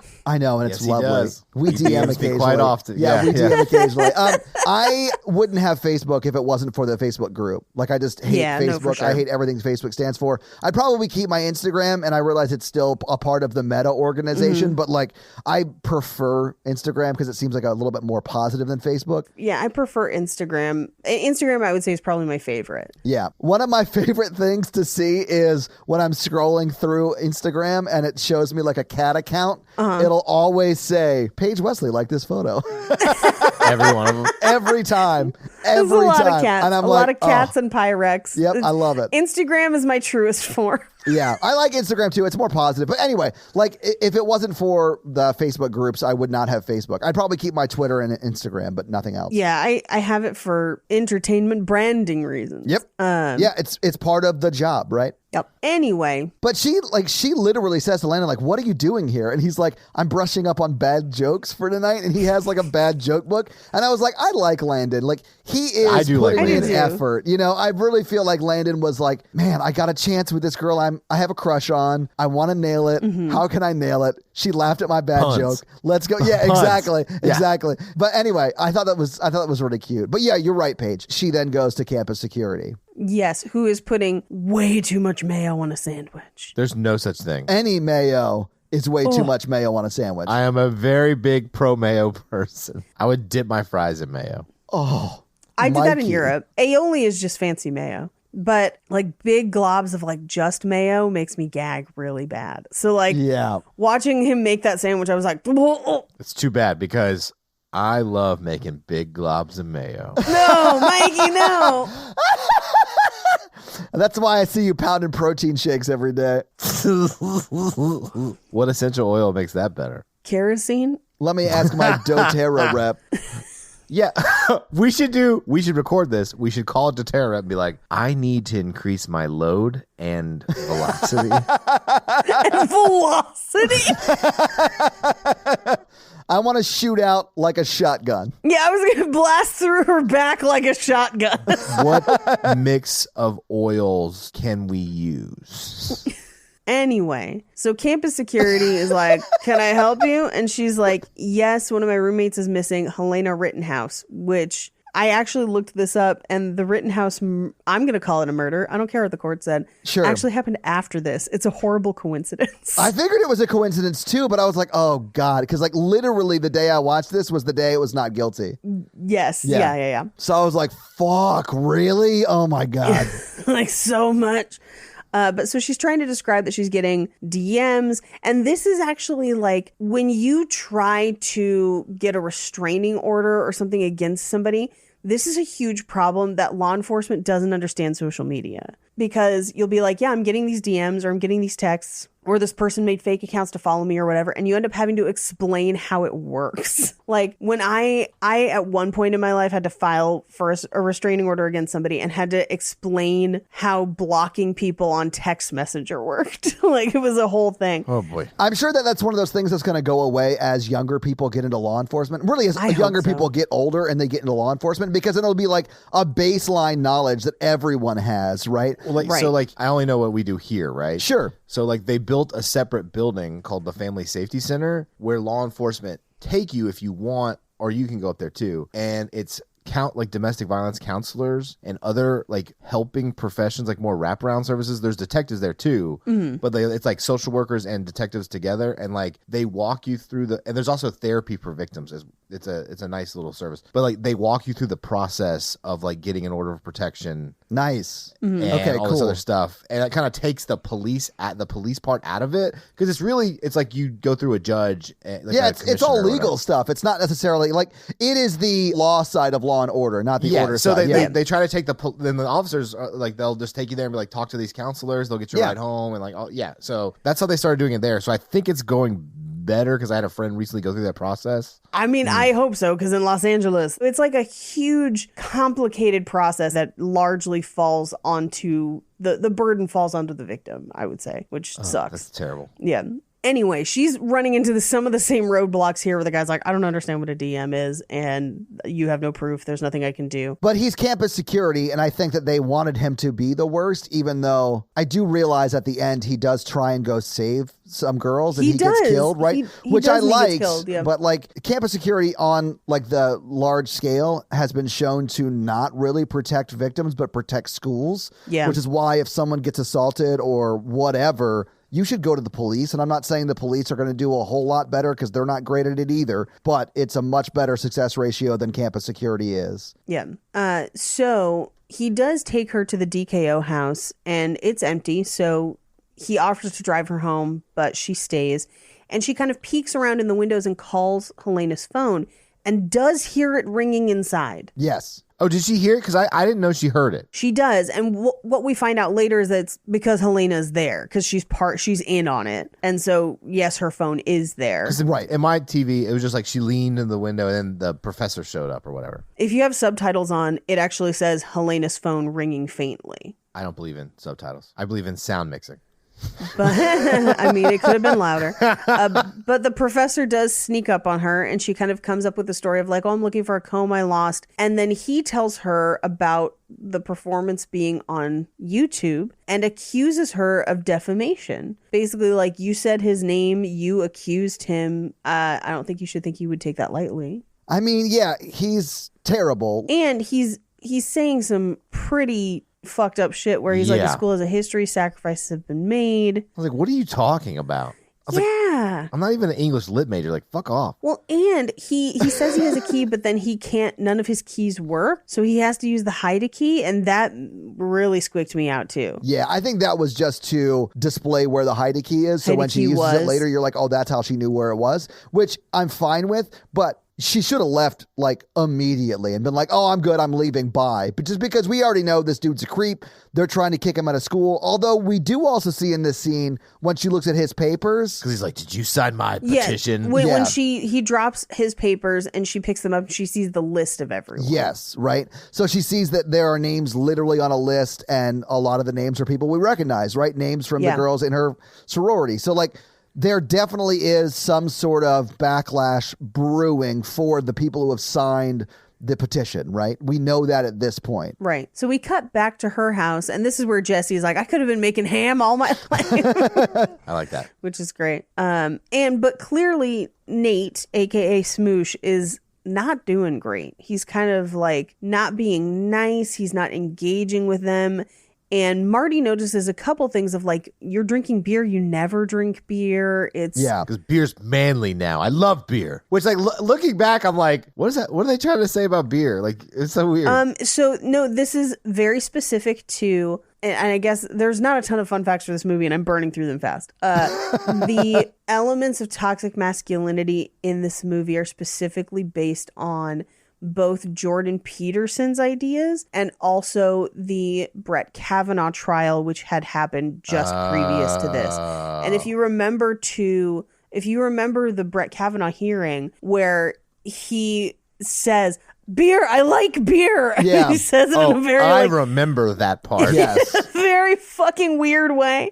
That is what Smoosh is supposed to sound like, is I like beer. Like, it's a specifically written that makes sense. line that for makes that. sense. I love that Matt Damon sketch on Saturday Night Live. Oh my God, oh Matt my Damon does God. it so well. It's so hysterical. That man is literally making decisions that'll impact generations of people, though. That's terrifying. So, if you wanted to update it for today, you could have been like him saying, I love DMT and ivermectin or whatever. Like, I love ivermectin. It tastes like apple. I love ivermectin. Yeah. And just rubbing it on your gums. I'm going to go home and hang out in my float tank. You guys ever done a float tank? Honestly, okay. Floating is pretty fucking cool. Yeah, let's not attack float tanks. I'm not saying Joe Rogan is always wrong, but he is always a douche. Yeah, no, absolutely. I'm just saying float tanks it's can not be the float relaxing. tank's fault. Yeah. Anyway, so Riley gets home and she's like, you posted the video online, and Chris is pretty flippant about it, where she's just like, duh. Yeah, of course I did. And she didn't watch all the way through it before posting it online. Right? Which as a professional, horrifying, horrifying. Yeah, as someone who like edits videos for a living, I can't tell you how many times I've been burned from clients being like, hey, this clearly is missing this. Can you add it? I'm like, fuck, I forgot to watch it all the way through. You have to watch it all the way through. You have to. I had something get posted where someone accidentally posted the unedited file instead of the edited file. Oh, no. And they texted me about it, and I was like, oh, okay, take it down, or whatever. And they were like, I can't get to it till later today. And I had like a panic attack all fucking day of like, did I say anything crazy? And no, I hadn't. It was fine. But that's the fear of just like, did I say something I don't remember that I would never actually want to say? You've been snorting your ivermectin again. I don't know if you remember, Paige, but the Wedding Singer episode of Romancing the Pod had something in it that we meant to take out. So we had to go back in there and remove it right. like immediately when someone reached out and said, hey, did you mean to say this thing about that person that did something bad to you? And we were like, oh no, we did not mean for that to go out. No. So I went and fixed it immediately because I was like, oh shit. Yeah. I do remember that. I was like, that information can't be public. Good times. Yeah. Anyway, so Riley's clearly not okay with it being online. And I don't think she expected that to be the case. Meanwhile, Jessie goes upstairs because she's uncomfortable with them fighting, and she goes to the attic to find more Christmas lights. Yeah, she's trying to spread Christmas cheer. Yeah. I get it. Yeah, this is the one thing Christmas Mikey was on board for. But I will say, if you really want to spread Christmas cheer, because they've already decorated once in this house, get all the decorations out at once. Keep them in an accessible place during the season. That's how I do it. She'd still be alive if she would listen to that Christmas Mikey's tips. That's true. I think every episode we should have a new Christmas Mikey tip. Christmas Mikey's tip. Yeah. Last episode's Christmas Mikey tip was don't fall off the stool at work while you're setting up Christmas lights in your office. It never happened, because if it did happen, I might not be able to decorate again. Exactly. It is on the Mummy episode. Yeah. Just saying, that's all hearsay. You guys actually signed a DNR. Oh, wow. Mikey, it's not a do not resuscitate. That's a different thing. You all signed a DNR, and if I find out that you told anyone, I am not going to resuscitate. Yeah, I'll be honest with you, Mikey. If you bring a DNR out when girl comes over, that's a different type of a thing. Don't bring out a DNR. If I die during this encounter, don't let them resuscitate me. Here's my DNR. Keep it by the bed. Oh my God. Anyway, so we cut back and forth the kitchen and the attic, and she's fighting lights. They're fighting downstairs. She plugs in a couple pairs of lights. They don't light up. She finally gets one. It lights up, illuminating Squid Games, just like hanging out in the attic. He's like, And we have to assume at that point that she gets deaded because...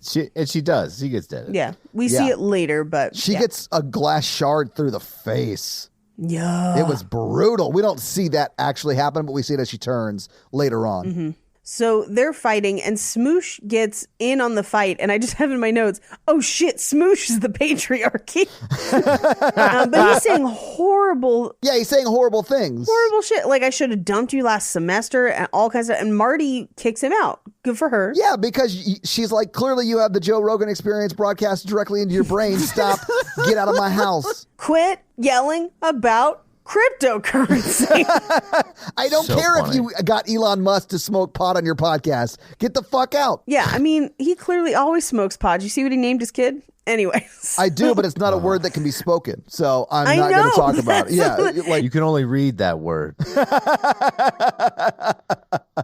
Although Grimes is sort of weird too. Like, I feel like that could have been sort on her. of weird. Well, that's what I mean. Like, I feel like we don't necessarily know who to blame for the name, right? It could have been Grimes. I blame Black Hawk Down. Is the only character I ever remember from any movie named Grimes.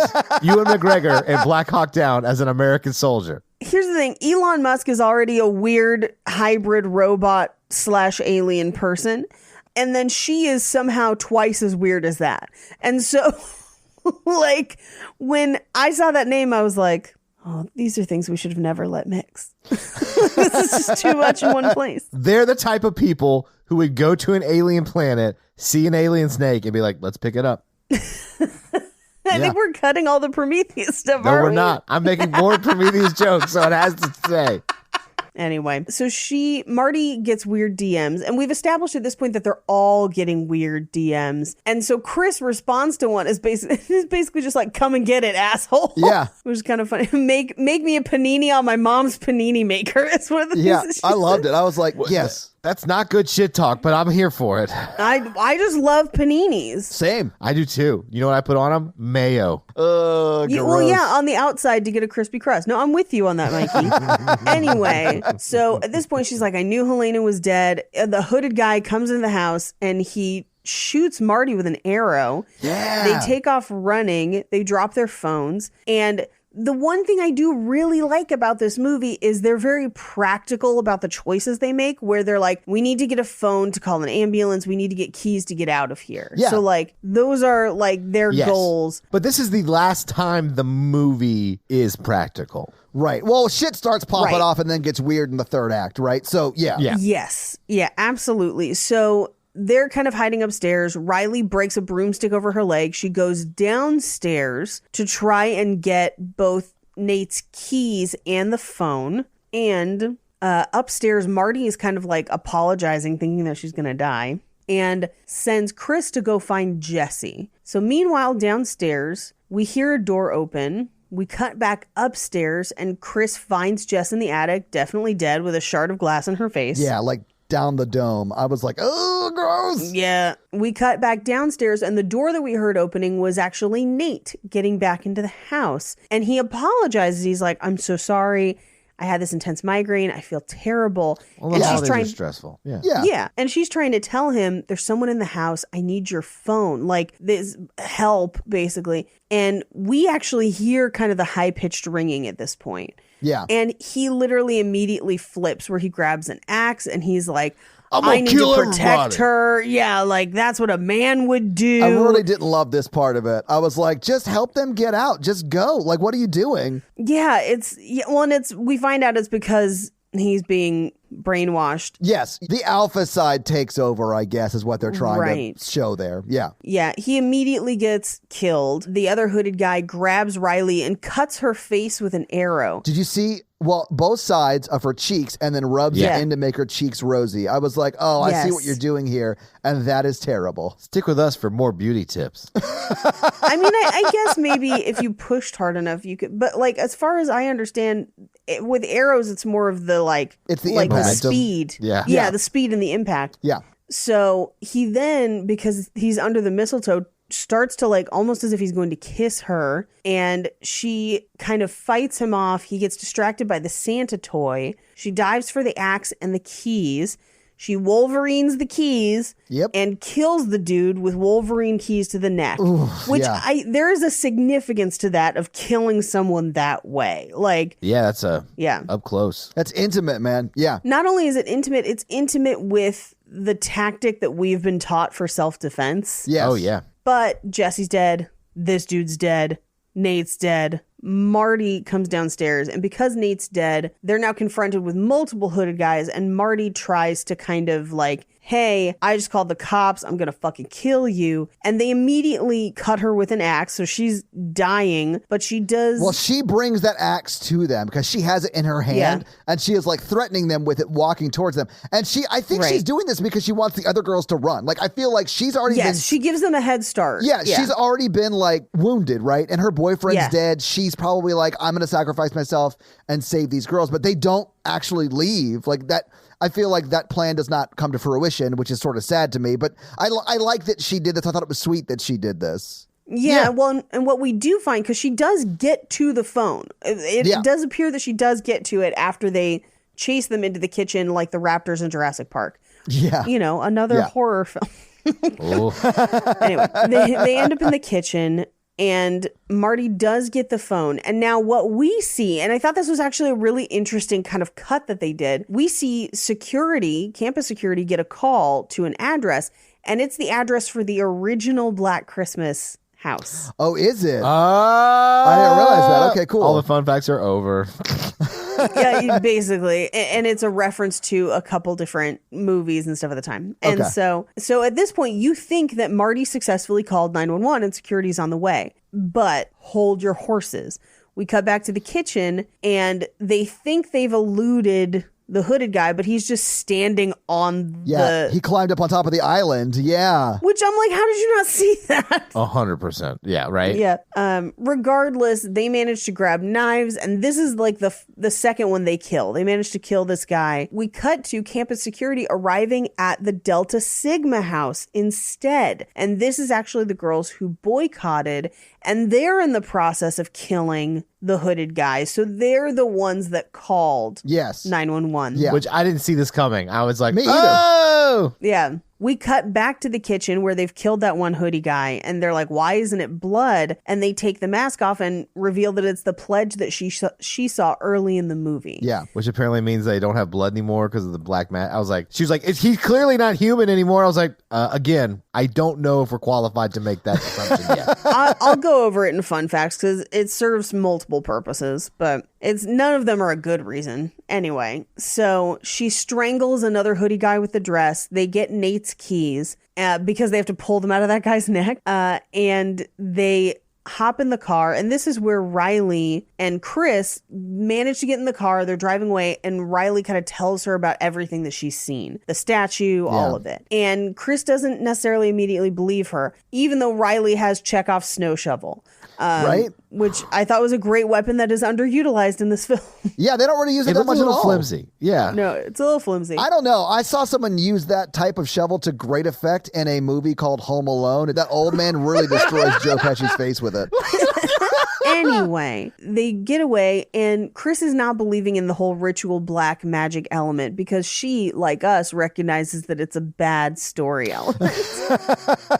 It is. But they disagree. She gets her to stop the car, and now Riley is going to go to the DKO house, and Chris is going to go to the police. So she happens to stop right in front of the Delta Sigma house, and the Delta Sigmas climb into the car with her, and they're like, we just killed a bunch of people because they went after us and other chapters. We've got to fucking go. Yeah. And also, campus security is dead. Yeah. Meanwhile, Riley encounters Landon, who's on the way to their dinner, way too late, and she talks him into helping her get into the DKO house. So she grabs the Haida key. They go inside. He trashes the house, the implication being because they ruined his equipment. And they're all supposed to be gone on their ski trip, but they are clearly not. Right. Yeah, they're all still there. Yeah. Yep. I do love that Landon uses his destroyed mixer as like the impetus for why he is there. Right. As he's like creating this diversion for Riley. Yeah. Meanwhile, she's about to get into the room with the bust when she hears Helena,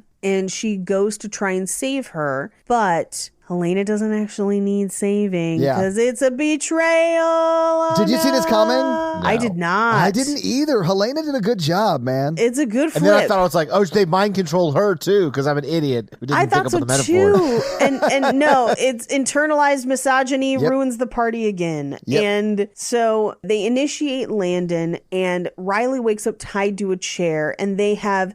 In my mind, I thought it was trophies from all the girls, but we find out later that it was like to get like their scent so you could like track who was going to be murdered or whatever. I thought it was like a golem sort of reference where like if you have like a totem that represents that person, it will then attack that person. Right. But I mean, it could be anything because it's quote unquote black magic or whatever. So whatever. Yeah. So this is where it's the creepy professor, obviously, and they've indoctrinated Landon, and they basically, at this point, if a metaphor was subtle before, which it was not, this was not a very subtle movie to begin with, but it gets bonkers at this point. Yes. Yeah. The hand gets a lot more heavy as the third act goes. And we learned that Hawthorne, who founded the college and was a member of their fraternity, hated women and was super into the dark arts. Yeah, like an Aleister Crowley type figure. Yeah, like anybody of the founding fathers. Got it. Yeah. And so he had them name women who had stepped out of line, and then they give them a choice to be obedient or not. And if you're not obedient, you face the consequences. And Helena tries to like argue for it, like, just, it's easier this way. And she's like, how could you do that to your sisters? You're a traitor. Yeah. And so they give Riley a chance to be obedient, and they make her, Brian Huntley's trying to get her to bow, and it's real fucked up. It's and gross. I Yeah. hate it. Well, and it's made even more gross because Helena's like trying to convince her to do it. She's like, it's easier this way. Like, this is the way it's supposed to be. Like, all of that shit. Well, and he only refers to her as bitch the whole time. To Riley as bitch, yes. To Riley as bitch, which, here's the thing. Bitch is a word. I love it. It's one of my favorite words. I use it way too much. But in this context, the intent is clear, and it's really ugly. Yeah. It's gross. Yeah. And he says, do you need a reminder of our power? Fine. And so he sends it, and I think it's supposed to be the embodiment of the founder, is that one guy that never gets unmasked. Yeah, I think you're right. So he walks past Riley towards Helena, and Helena realizes one of her necklaces is on the tray, and she's like, who put that there? And then that guy just snaps her neck. Brian literally says it's for the greater good, which I thought was still really heavy-handed, but I like it. I did think it was weird that when they snapped Helena's neck, they were like, what's the worst that I could say? You support misogyny this way. So long, say good night. So long and good night. You support misogyny. That's what it should be. I love it. I'm trying to remember why we were singing that the other day.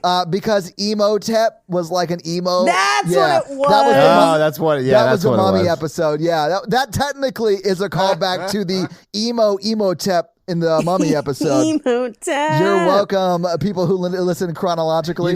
From definitely not Thursday. Yeah. Oh yeah, that we just recorded like 2 days ago. 2 days ago. Yeah. The Handmaiden's Tale is less heavy-handed than this movie. And that's saying something. Yeah, it is. Anyway, so she agrees to bow, but it's a trick because she grabs the hair comb and scratches him with it.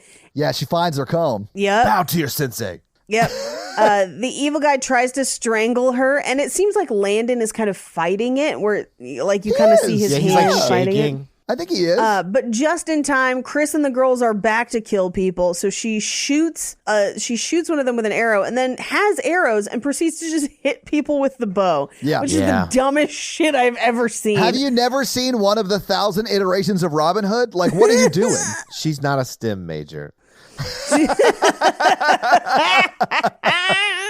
Anyway, so Brian Huntley is blocking the bust, and she knows she has to get to the bust. Right. So she and Huntley end up fighting, and he's like choking her, and she fights back and then smacks his head on one of the steps, which is great. Yes. And knocks him out. Knocks him out. She gets up, she smashes the bust, although she's holding it. I don't know why she didn't just push it over, but she's like holding it up as if it doesn't weigh 1,000,000 pounds. Yeah, it's so fucking Well, it strong. is liquidy. It's a liquidy bust. It implies that it's just filled with liquid. It's like a jar of jelly. It's like jam.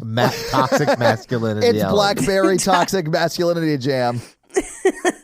But Carrie Elwes is like, we will never be broken. She just immediately breaks it, which I loved. I did like that a lot. Yeah. Well, it's like oil, though, because when they're leaving, they light it on fire, and that's what burns up Carrie Elwes. So, yeah. Yeah. And they do it by like, Chris tosses one of the oil lamps at his feet, and everything catches on fire. Yeah. Phil tries to hit her, but Landon wipes the mark off, fights Phil. They all get out and they run. They block the doors with paddles. They make it out onto the lawn as the house seemingly burns to the ground.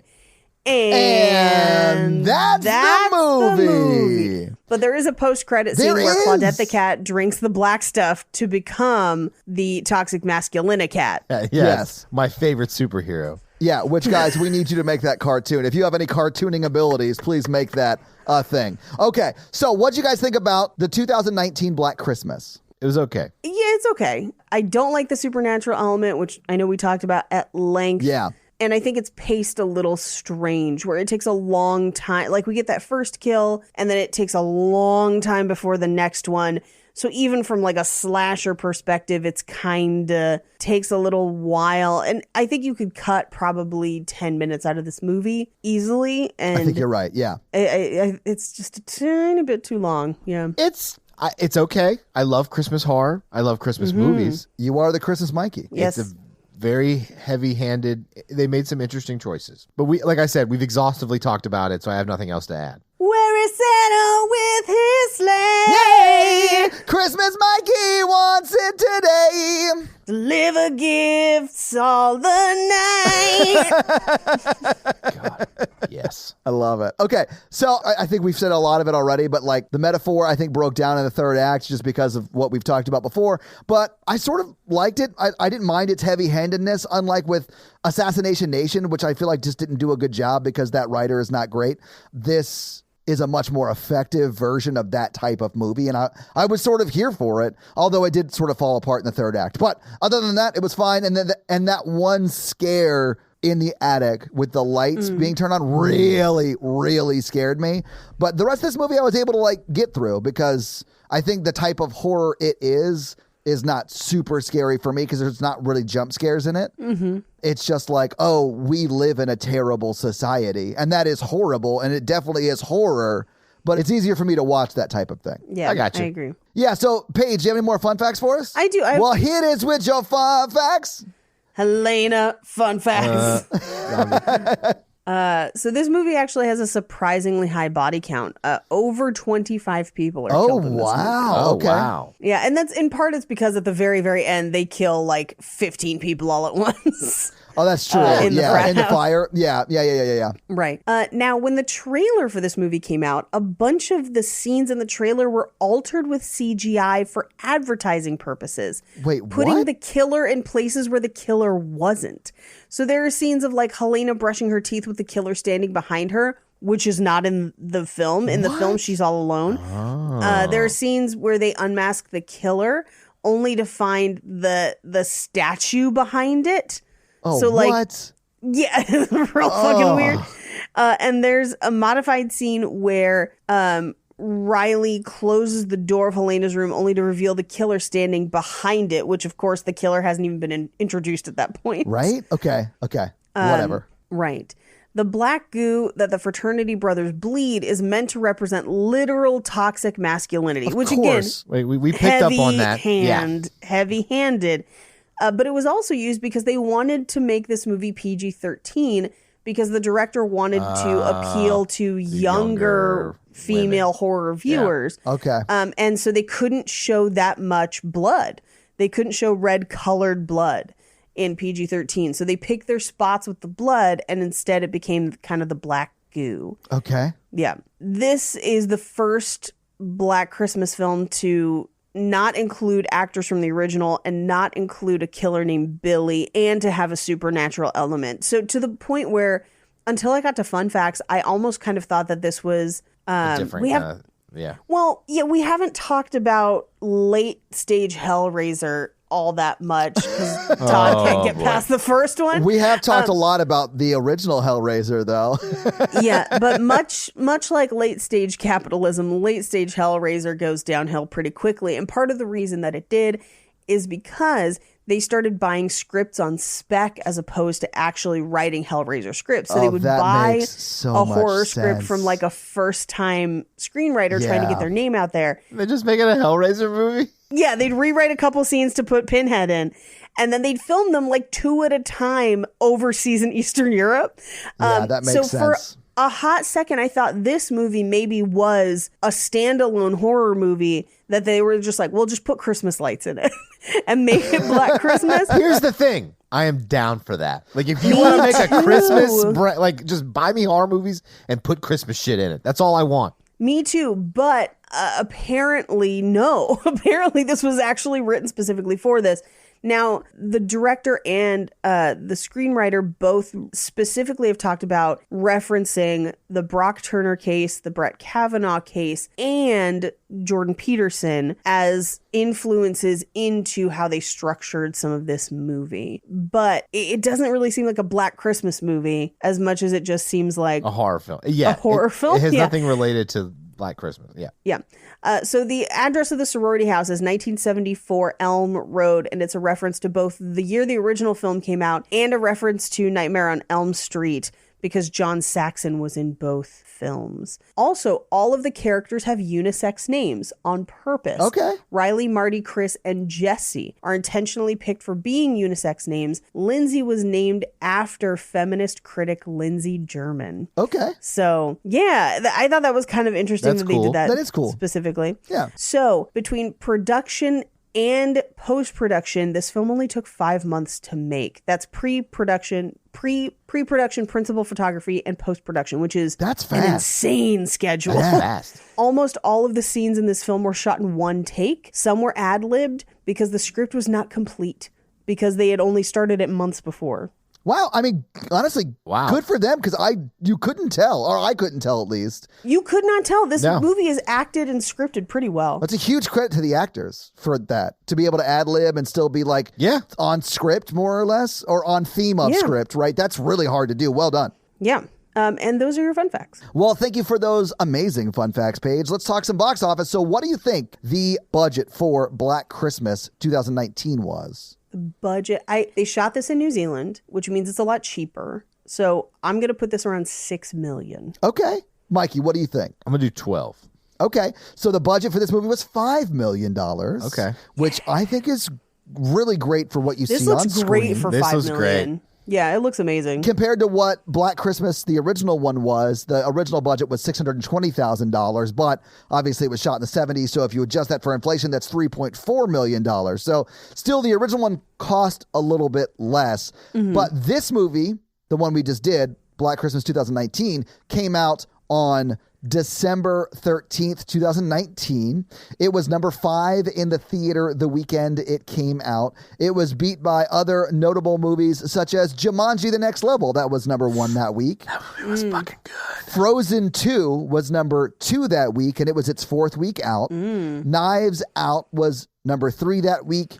That's what I saw that week. Yeah. I saw Knives Out. I love Knives Out. Knives Out's good too. Knives Out is what Ready or Not tried and failed to be. See, I also like Ready or Not, and Mikey and I agree on it. I like that. Yeah, Ready or Not was great until the last 5 minutes of the movie, and then you're like, oh, this is fucking stupid. I can't rehash this. I can only rehash The Last Jedi. Number 4 was Richard Jewell, which is great, and you can watch it on HBO right now. Have you seen Richard Jewell? I've not seen it. Is it good? It's about the 1996 bombing at Olympic I lived Park. I lived in Atlanta during that bombing. Yeah. So Richard Jewell was the guy that actually The security reported guard it. that they blamed at first. And Yeah. then Yes, he yeah. called it in and reported it, and then they were like, "No, you did it," and he didn't do it. So it was like Right. how the media destroyed his life and stuff. So anyway, check out Richard Jewell. It's great. It's a super sad story though. But Black Christmas was obviously number 5. What do you think Black Christmas made in its opening weekend? I'm going to say 2 million. Okay. I'm gonna say 6 because those movies are big. All the movies that were above it were big, big. Yeah. No, and it's Christmas. People go see movies around Christmas. Yeah. So it made $4.2 million. Okay, so right in between. Yeah, not bad at all. Now, remember, the budget was $5 million. So in its first Yeah. weekend, it almost made its budget back. That's great. Not to interrupt, but didn't this movie got attacked online by like the horror community for a bunch It got of stuff? critically reviled. Like, Why? yeah, people hated it. They thought it was too preachy. Oh, get over it. Fuck. And here's Whatever, the thing: is man. like there are problems with this movie. I don't think it deserves the ire that it got. Yeah, I mean, we shit on the third act as much as we did, but I think it's still a good movie. Like, it's not bad. It's better alright. than like 90% of the horror movies that come out. Yeah, absolutely.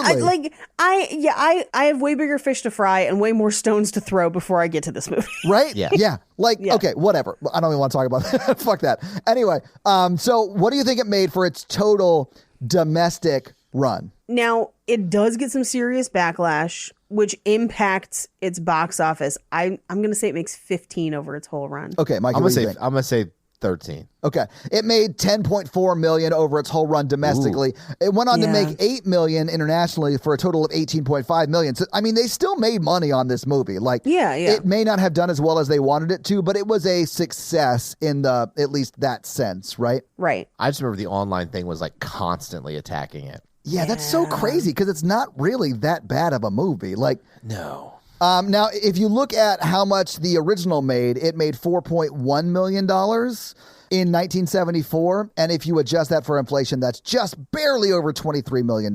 So the original one was a better return on investment, but this one still made money. Anyway, that's your box office. Mikey, let's hit him with that scary scale. Yeah, Scary Scale listeners, a scale of 1 to 10 of how scary we found the film today. Our 1 example is Ghostbusters, and our 10 example is Texas Chainsaw Massacre. Paid. This is a solid one for me, dog. Yeah, I'm going to give it a 2 because that one thing really scared me. But that was like really the only time I was super scared. I also give it a 1. That's fair. Well, that's our Scary Scale. Yes, it is. Now, this week, you guys made me watch Black Christmas. What are you making me watch next week? I'm so excited. Yeah. Because next week is Dead Snow. Yeah. You see, Dead Snow could run. I mean, no, Blood Diner could crawl. Blood Diner So- ran. No, Blood Diner walked so... Okay. Blood Diner walked so Dead Snow could run.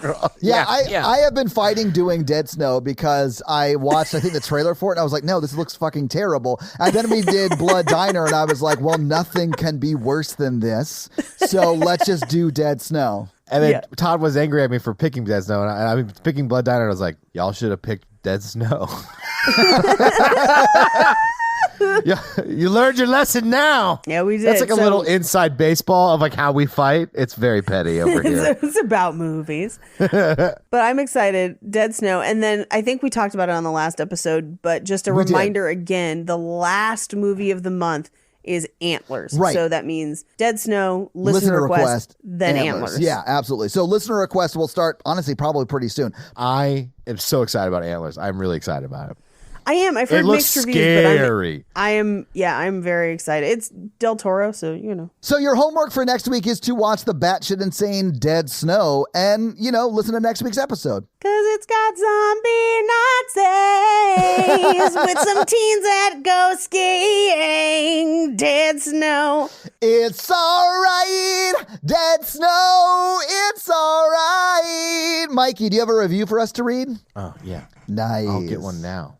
Well, while you're looking one up, let me tell them how they can have their review run on the podcast, and that is to leave us a 5-star text review, and we'll have Mikey read it for you. Now, Mikey, there's one that I would like, again, to petition to have you read, if you would be so kind. It is the one that starts with, no ear cancer. Unfortunately, we'll be unable to get to that review today. Well, once again, Carrie H with a K, thank you so much for that awesome 5-star review that Mikey will continue to not read. I'm going to read Jay sunglasses emoji. It's part of their username. Wait, did you say Che or J? Che, CHEYYYY, sunglass emoji. Wait, aren't the number of Ys also synonymous with how likely they are to invite you over to take them to Pound Town? What? Like, hey. Hey. Yeah. Okay. Well, that's 4 Ys. But then Che has the sunglass smiley emoji after their name in their username. So I didn't even know that was possible, but I love it. And they say, I love y'all. Why, thank you. I am a huge horror fan, and this podcast is something I look forward to every week. I think you guys are awesome. Keep being great. Well, I think we'll have to get great in order to keep being great.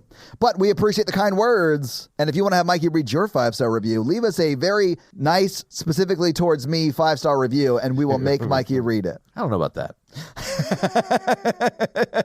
So, guys, if you like this show but want to hear this power throuple on another movie review show about romance and romantic comedies, check out Romancing the Pod, where Mikey, Paige, and I break down and make fun of romantic movies. It's a lot of fun, guys. Check it out. If you want to follow us on social, please do. We are at Horror Virgin or online at horrorvirgin.com. If you want to follow us all individually, you can do that as well. Paige is at Paige Wesley on Twitter, or Rampage Wesley everywhere else, including TikTok. Mikey is at mrandolph24, and I am at Todd J. Awesome. If you like the show so much and you want to help financially support it, please do by going to patreon.com/horrorvirgin, where you can get a lot of great levels and a lot of great stuff like bonus episodes, director's cut episodes where they're a little bit longer and you get them actually a day earlier than the regular feed drop. We do a lot of great things like listener requests and stuff like that. So guys, check out the Patreon and help support the show. If you want to financially support me, but not Todd, just look me up on Venmo. Or his OnlyFans, which really should just be called Only Feet because that's what you get. But guys... But it's just because I don't know how to work my camera phone. He doesn't know how to hit the front-facing camera button, so it's always just a picture of his feet. Anyway, guys, if you can't financially support the show, that's understandable. That's fine. But if you want to hang out with us on the daily, join the Facebook group at facebook.com/group/horrorvirgin. We also link it like once a week, so just find it there and join the awesome Facebook group. We're closing in on 1,600 members. It's amazing. You guys are awesome. And literally, we're in there talking every day. It's awesome. And guys, we got a P.O. box. So if you want to send us some love letters or whatever you might send to a P.O. box, it's actually not a P.O. box. It's like a regular street address. It's pretty awesome. It's 6688 Nolensville Road, number 108-34, Brentwood, Tennessee, 37027. So send us some stuff. Yeah. And if you want to check out our Twitch stream, we're at twitch.tv/Todd Awesome, where we will be playing horror video games. So if you have always wondered what it would be like to watch me get scared, you can now do that on Twitch while I play these horror games. It's twitch.tv/Todd Awesome, guys. Check it out. It's a lot of fun for you. Not a lot of fun for me. This episode was brought to you by Nick B. Nick B, fun fact. Oh, yeah? He's full of goo. I mean, we all are, but he is also. Well, Nick B, I'm so sorry you're filled with black glue. Hopefully it's not black goo, just goo in general. Yeah. Oh, you mean just like blood? Yeah. Well, I mean, I guess, yeah, he's human. That makes sense. That checks out. This episode's also brought to you by Brandon's Bug Business. And Brandon's Bug Business is actually called Bug Cage Company on Facebook. So if you have any needs for spiders, scorpions, centipedes, millipedes, or any other pede that may have the need for speed, reach out to Brandon at Bug Cage Company on Facebook and they will ship you some bugs. This episode's also brought to you by the letter Jeff. And Jeff wants you to check out his podcast, Kissing Jessica Jones, where each week they break down a episode of the Jessica Jones and or Agent Carter Netflix Marvel TV shows. So check them out. And this week's also brought to you by Jonathan, but Jonathan hasn't sent me any more spider videos. So I will not regale you with scary spider videos. But Jonathan, please send me some more spider videos so I can scare them. I will say Jonathan was in the Facebook group the other day talking about how he was eradicating pests from somebody's home. Yeah, it's and his they job. Were dicks to him. And fuck those people. Yes, I saw that post and I was like, wow, I would just bring all the spiders back to their house. Just like the Ghostbusters congrats, did if you didn't pay the extra bill. Spiders. Yeah. Exactly. Sorry that happened, Jonathan. We love you. This episode also brought to you by Tia, and Tia's teenager is driving her crazy. So how is Tia's teenager driving her crazy this week? Well, she believes in toxic masculinity and has sided with the guys and stole a bunch of objects of her friends, and they were murdered by a cult of bust-controlled bust boys. But also she keeps stealing people's Diva cups and like, don't do that. Those are like $40 a piece. It's like weird. It's a trophy case. She has a trophy case. Expensive trophies. I feel like if any of the things we say about T as teenager were true, they would be like early warning signs of a serial killer. 100%. I'd be like, she's murdered cats in the backyard.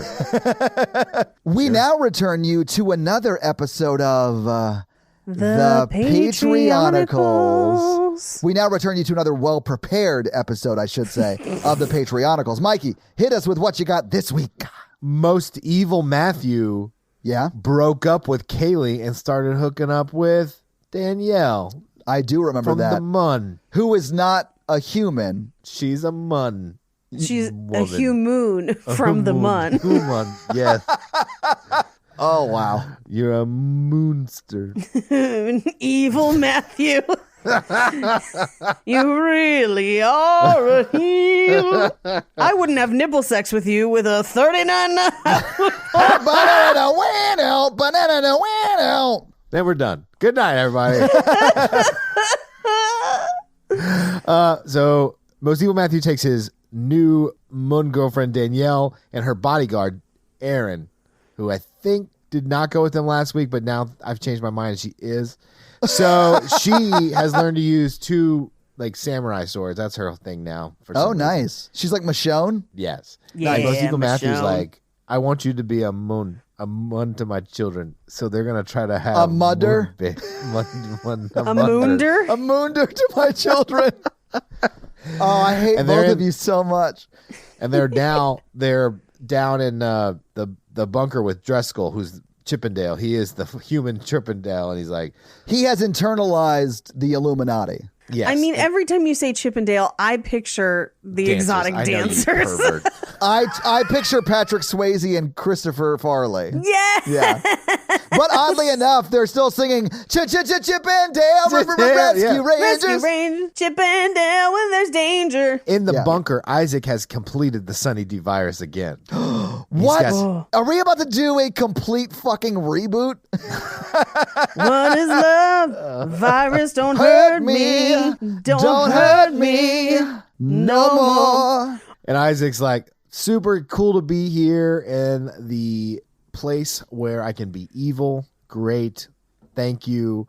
And then they bring out Dave. Was this like an evil bunker acceptance speech? Like, what the hell is I'd that? like to thank my evil bunker landlord and the Bring Dave homeowners over to association. And Isaac eats his toes off one by one and lets What? him bleed out of his feet as he screams in such big agony. Wow, this sounds like it should have been on 2 weeks ago, and we could have gone as we tow on. We remember all the feet we ate together. Yes, Paige. I love that we're on the same one of Uh-huh. you. And as our mouths chew Back in on the architecturally insignificant city, one of the few cities left in the world, Chicago, they write buildings fine, Mikey. but not significantly. And so Dumblesaurus and Karun, they land, and Kate and Sasha and Eddie are there, and Eddie has gathered an army of... Insert noun here. Mun They're mammals. days. It needs to be a mammal. Who wants to pick one? A mammal? Manatees.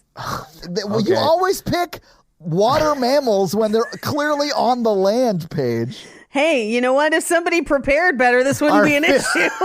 The rivers of Chicago are filled with manatees that Eddie has gathered to fight for us, and they look like people. It's amazing that he picked the slowest sea creature to fight for us. It was either that or raccoons, and raccoons can't be trusted. That's why The they wear manatees' masks. jobs for Chicago are to gather fresh seafood because they've been unable to get it. Hell yeah. I love this so much. It's just a slow manatee train carrying like a box of seafood on their back as they float across the top of the water. I love Yes. it. Yep. Amy has built a spaceport in Chicago because they didn't have any architecturally significant areas to be a spaceport before. And so Karun and Damasaurus, they stop fucking for a minute to land, and they come out of they come out of there. I forgot they were having sex. Yeah, Kate meets them out there with Sasha and Scott and Wes on Scott's shoulder, and Wes was like, Wes just narrates things now. So Wes was like, "Hey, Dumbsaurus and everybody, what's up? This is what's happening," and and then Scott feeds his shoulder stuff because it eats. Yeah, man, I go to the gym and feed my shoulders too. Do some bench presses. I'm just feeding them creatine. Mm-hmm. I'm sorry. Well, he feeds his shoulder the fresh seafood gathered by the manatees. That checks out. My shoulder does love lobster.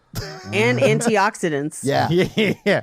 And Domosaurus and Karun are like, hey, I think we know what they're up to. The Illuminati's up to. I think they're trying to make the Sunny D virus come back, even though the world is pretty devastated already from the moon exploding. And I have a way to stop it. And you'll find out about it next week. Oh, my God. Is our ragtag group of heroes going to be able to stop the Sunny D virus from coming back? What are they going to use to save us? Is it the purple stuff? Find out next week on another episode of The Patreonicals. And that's going to be it for us, you guys. I'm Paige. I'm Mikey. And I'm your horror virgin, Todd. Keep it oogie spooky. Yeah. Have a great week. Bye. Turkey Day nerds. I guess that was last week. Whatever. No one listens this far anyway. Bye.